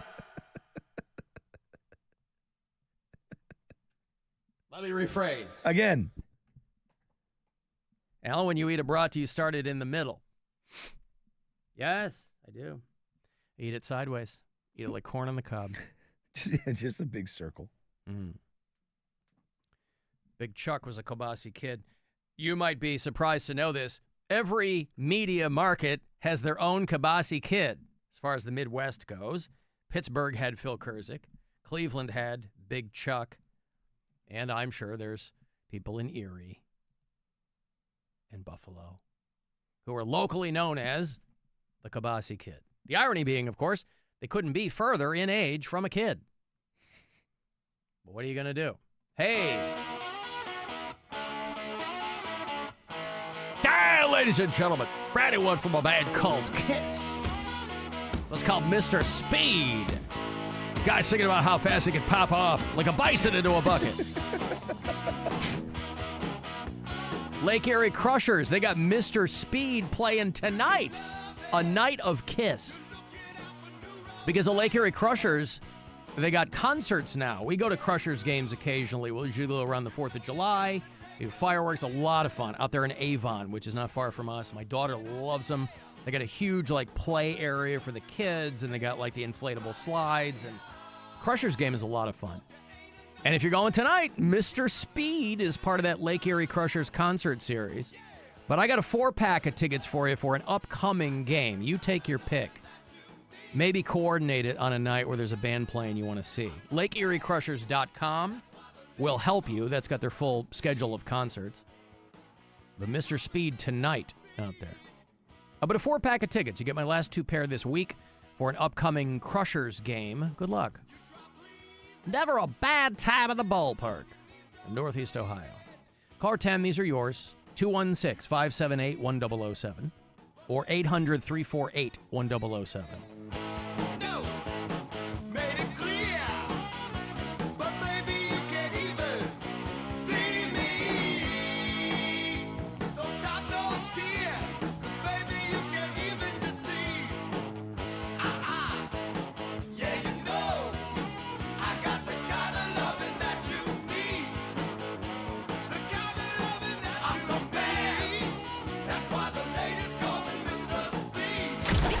The Alan Cox Show. On our free iHeartRadio app and your favorite smart device. Just tell it to play The Alan Cox Show on iHeartRadio.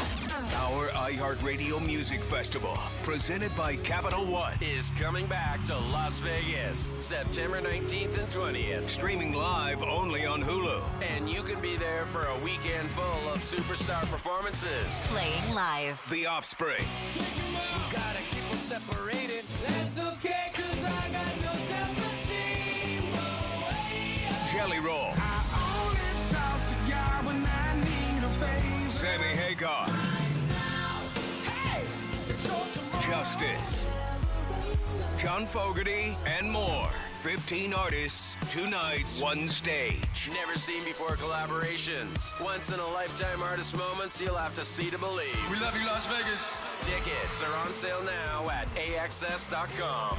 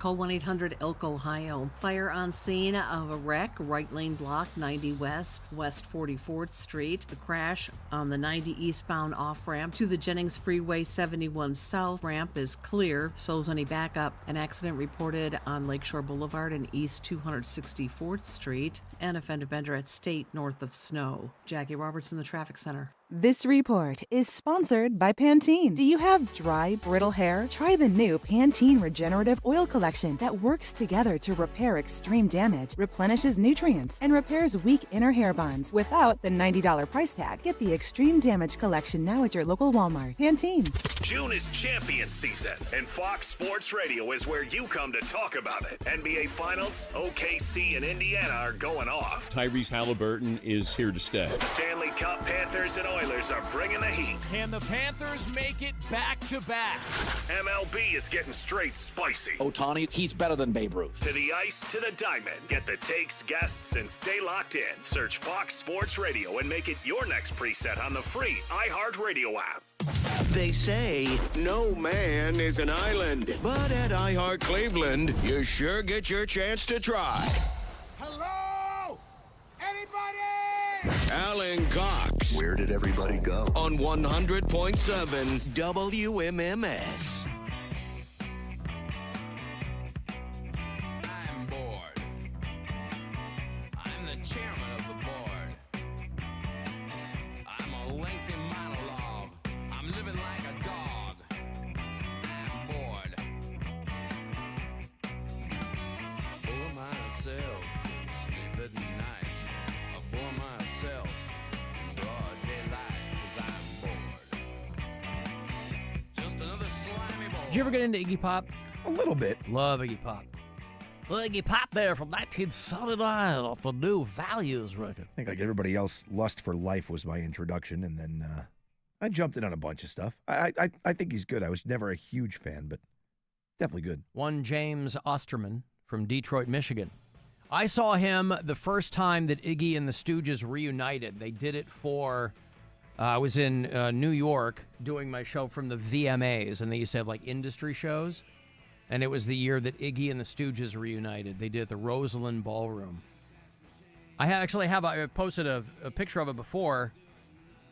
There's a company that will make like floor mats out of ticket stubs. Yep. And it's what I have in front of my kitchen sink is Iggy and the Stooges. The opening act was a woman named Jeanette Napolitano. Remember her? I don't. She fronted one of my favorite bands. They're called Concrete Blonde. I remember that band. Yeah. Okay. And she was doing a solo thing. I mean, again, this would have been 2003, I think. And so Iggy would have been, how old is Iggy Pop now? He's 78. So he would have just been a few years older than I am now. And he was still running around, beating himself and, He's cutting still himself. doing it. Still rolling around. Yeah, but now he looks like, Iggy Pop. He's old. For an older guy, would still run around like with his shirt off, and he still does. But now, because I used to say, that's how I want to look when I'm, 70 years old, like Iggy Pop. But now he looks like... He's got the sag. Yes. Got the mitts. He looks like a melted candle now. But he lives on an island with like some Polynesian wife who's like 30 years younger than him. I love Iggy Pop. And he really is. To me, Iggy Pop is like the last. He might be our last rock star. Is he our oldest rock star? Give it Mick a quick. Jagger. Well, okay. Okay. Is he older? Yes, of course. Yes, Mick Jagger. I think you're right. But Iggy Pop. Right there. Yeah, right there. I don't even know. Maybe is Mick Jagger older? He could be right around the same age. Probably. Robert Plant, how old is he? Mick Jagger is 81 years old. Oh, Jesus Christ. Yeah. So, yeah, they're all still doing it. Robert Plant is 76. He'll be 77 this August. Brian Wilson was the first of what is sadly going to be many. Like, there's going to be...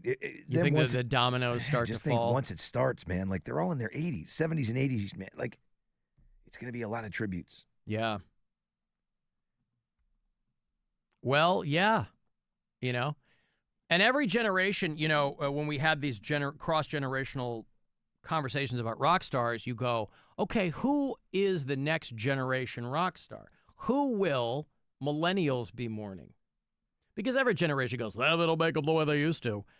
But for Gen Xers and Boomers, that's mostly true. Right. Those were the bands that kind of put all that stuff on the map. So then you go, well, okay. Subsequent generations are going to be mourning pop stars. For sure. I mean, I don't Taylor, know. I don't Ed know who you Sheeran. mourn rock stars anymore. I mean, Dave Grohl, but he's recently become problematic. Doesn't make him any less of a rock star. My Chemical Romance. Well, but again, that's what I mean. You know, Gerard Way. I mean, there's going to be a generation of Panic at the let's face Disco. it, girls. Well, yeah. Imagine Dragons. Shut up, Rob. Imagine Dragons. Come on, I mean, man. down the road when Brendan Urie dies, you know, he disbanded Panic at the Disco, but he'll reform. You don't stay gone forever. But are those rock stars? I guess they take different forms, right? I mean, not rock stars in the way that people think of, because you associate old-timey rock stars with debauchery, with the behavior of the time. And it's not like that anymore. Jack White. Jack White's Jack one White. that'll be mourned. Okay, Jack White. But, I mean, he's, what, mid-40s? Probably. Okay. Jack White is 49 years old. Okay, so he'll be 50. He'll be 50 in July. I guess I just thought he was younger. I didn't. Never mind. How old's Meg White? I mean, the guy's been married 3 times. Meg and the model and somebody else. Meg turned 50 at Christmas. She's older than him. So pretty. And still a looker. Oh, I was kidding. Anywho. What do you mean? Listen. A rich girl grows up to be in a punk band. Oh, who doesn't love that? Sits behind the drums like she's never seen them before. Somebody suggested Marilyn Manson. Yeah, I'll give you Marilyn. I mean, again, I'm just thinking about pop culture, like people who are considered iconic in the genre, I guess. Chester was one of them. But You could make a case for Marilyn. Chester was like, yes, that's the millennial saint right there. Right. You know, Corey Roddick calls him Saint Chester. Yep. And I have friends who are as much into Linkin Park as Corey Roddick is. And that's no joke, boy. That's not even tongue in cheek. Like he is worshipped by those group of people. For sure. And that's that. Obviously, because he took himself out early too, but still. And I guess Green Day, because they're still around and making music, kind of like you said, Dave Grohl, right? Eddie Vedder. Eddie Vedder, Pearl Jam will be another one. Yeah. Eminem will be one. Yeah. Eminem. He's earned it. I'm trying to think. Aaron in Akron says there's a Meg White sex tape. Aaron, I'm going to be at Ray's Pub tomorrow night at 8 o'clock. You got an old copy of that on VHS. Just out of curiosity, out of morbid curiosity. Metallica, James Hetfield. Yes, okay, Metallica. And yes. again, we're talking about older, right? Right. But I'm thinking of people that are still around. I mean, there are subsequent generations who are into Metallica. Right, like like their dad influencing liked now. them, or, you know. I guess we'll find out. It is over for Short Kings. I'm sorry to tell you this, but it is. At least on one dating app, if you're somebody who's over there on Tinder, and this has been a complaint for a long time between men and women. You know, women complain at how shallow guys are, and short guys complain at how women don't want short guys. And they have finally, and it's obviously not without its controversy, but you like what you like. And Tinder has added height to their filters. Because what they were seeing from women was they were like, I don't want a guy under 5'10", right? Women don't want to date short guys. And this makes short guys very upset. You short kings, you're bagel bosses. It's the best one ever. His meltdown is so epic. But it's tough. It can't. And again, I'm not a tall guy, right? When I was home for a couple of days this week, both of my younger brothers are taller than I am. And my nephew is going to be like, Jesus, this kid.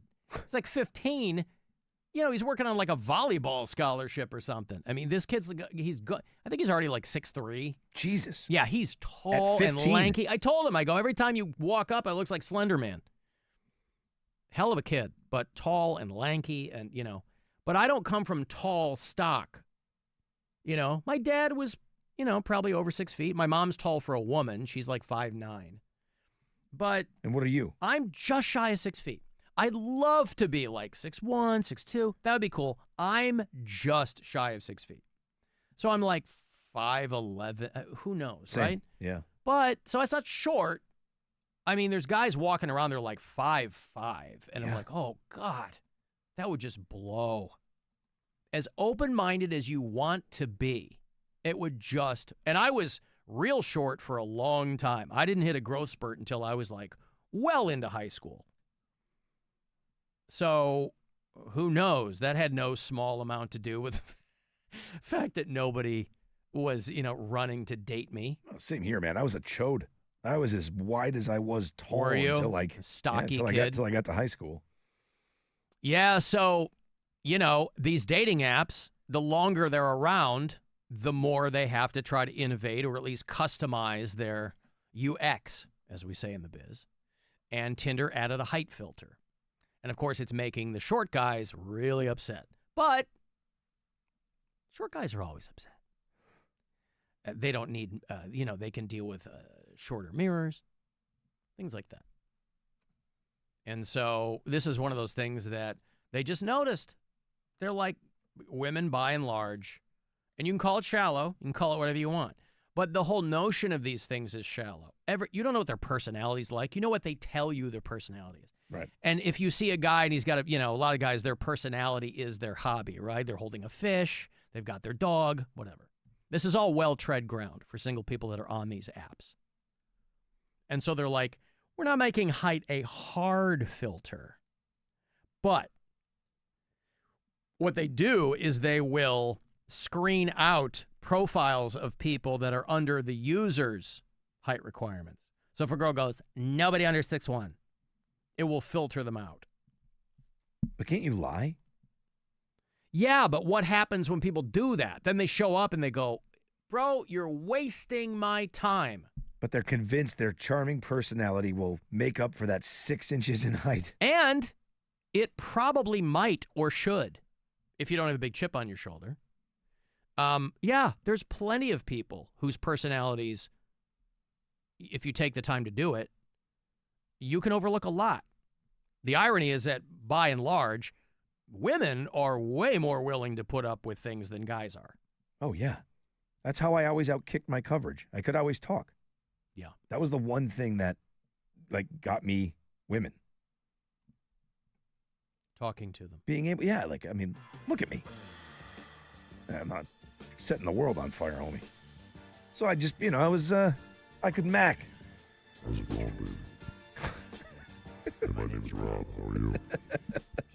They call me the Clip Rattler. Where you coming from, baby?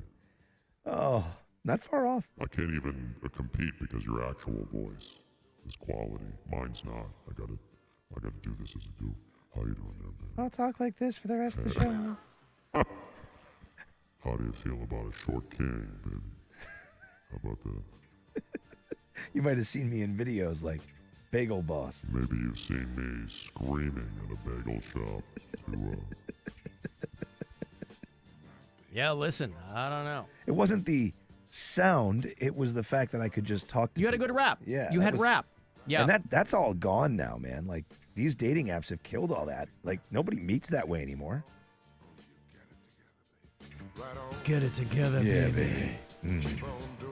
Keep Yeah, on so doing the short guys have always complained that there was a bias against them, as though that was some huge revelation. Of course there is. There's a bias against short people in general. There's and this didn't happen recently, but it does spring to mind, a town in Illinois. I think it's Freeburg, Illinois. Now, it's right on the river, so it's technically part of the St. Louis metropolitan area. And their longtime high school mascot were the Midgets. And they were like, well, we're thinking maybe we should change the mascot name. And people were like, why would they do this? Now, Freeburg High School eventually decided they were going to keep the Midgets. Because, again, nobody outside of the local population cares. And if the people in town are like, yes, we should keep this, then they decided that they would keep it. But there was some kind of legislation in the state of Illinois that was putting that school's mascot in peril. And then they talked to people, and they were like, we want to keep it. Others argue it's a proud part of the town's history. The mascot's origin dates back to the 1930s when a local sports writer coined the nickname after a basketball team. Boy, it's always ironic to me that people use history as an excuse to try to do a billion weird things when most people have no concept of history whatsoever, or they're willfully ignorant to history. But boy, they love using, it's like kids. They love using kids for doing all kinds of things, but they don't really care about kids. And now I'm ranting, Rob, and I didn't even mean to rant. Despite having no player taller than 5'10", defeated a much larger undefeated opponent. But today, advocacy groups like Mascots Matter has been pushing for years to... Mascots Matter. That's the advocacy group. Oh, boy. But the bus right there, home of the midgets. Well, I mean, remove the... Yes. I was going to say, even back in 2016, they changed youth hockey. Yeah. Like youth hockey, it wasn't midgets. Pee-wee anymore. No, it was minis and mites and squirts and Pee-wees and midgets, and they got rid of all of it, and now it's just U's. So 12U, 14U, so on. Is that what it is? Yeah. All of that's gone. So it's so weird to hear, like, oh, your kid's not a mite anymore. Right. Like, it's, I don't know. I mean, Let's go, squirts.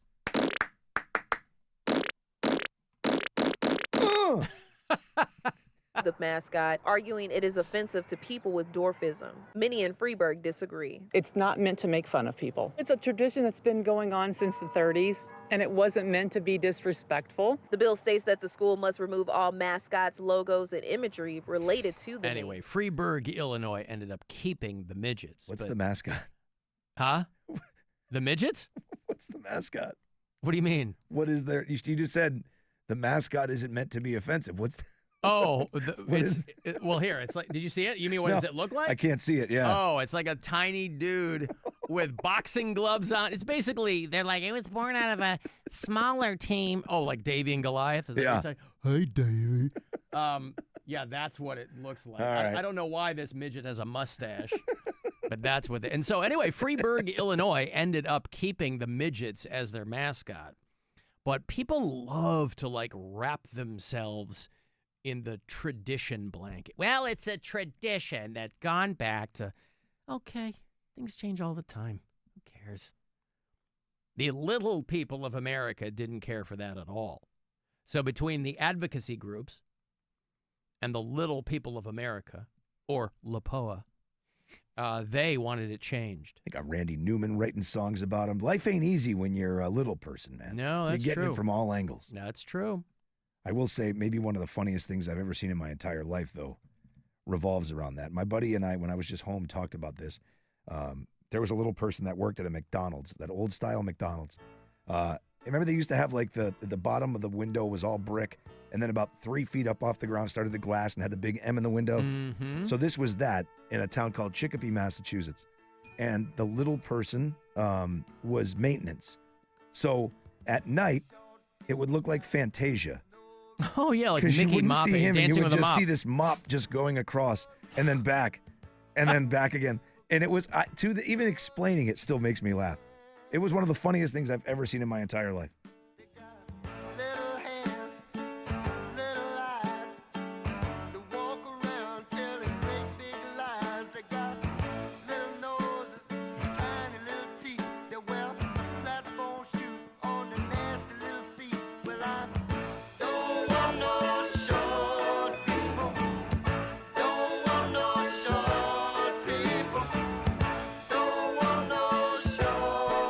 Around here, the Can't album. imagine why they walked around with chips on their shoulders, dude. Could you Well, they're Why? potato chips because they were so tiny. That Randy Newman album, by the way, the album's called Little Criminals. So he was really... he doubled down. Yeah, he was really diving in there. All right, we got to roll early because I got to get my ass to Uniontown. I'll be there tonight, starting at 7 o'clock. Are you excited? Yes, I am! Oh, okay. Thank you, Dave. So if you want to join me, I hope to see you down there. Mick Ultra, we're down there for the Soccer Shootout Challenge. FIFA World Cup 2026 tickets on the line. And then I'll be at Ray's Pub in Akron tomorrow night. But all the whole schedule's at AlanCoxShow.com. Just hit the contest page. Rob, how can people hit you up? On Instagram, WMMS Rob. I'm Alan Cox Show on your platforms. This program available for you wherever you get your podcasts. If you listen to it on the iHeartRadio app, you can drop messages for us there as well. There is just a generic greeting on our after hours line, but I assure you it's working. If you want to leave voicemails over the weekend, 216-986-8903. No metal show tomorrow night, but the week in Cox remains intact. Tomorrow night we're getting preempted by West Coast Guardians baseball, but Sunday morning, 2 hours of the best stuff from the week. 8 a.m. to 10 is the week in Cox. And is that all? I think that's all. Thanks, guys, very much for hanging out. Appreciate it. And Guardians tonight. I'm having a brain fart here. Oh, yeah, of course. I just mentioned 10-10 tonight. So you get Corey Roddick next, yes? Yes. Okay, good. Corey is in after 6:30, and we'll talk to you guys on Monday. And now I must leave you as the Brady Bunch is on, and I find 4 of those children incredibly arousing. Get out of here. Be careful of what you say. Be careful in every way. Be careful of what you do.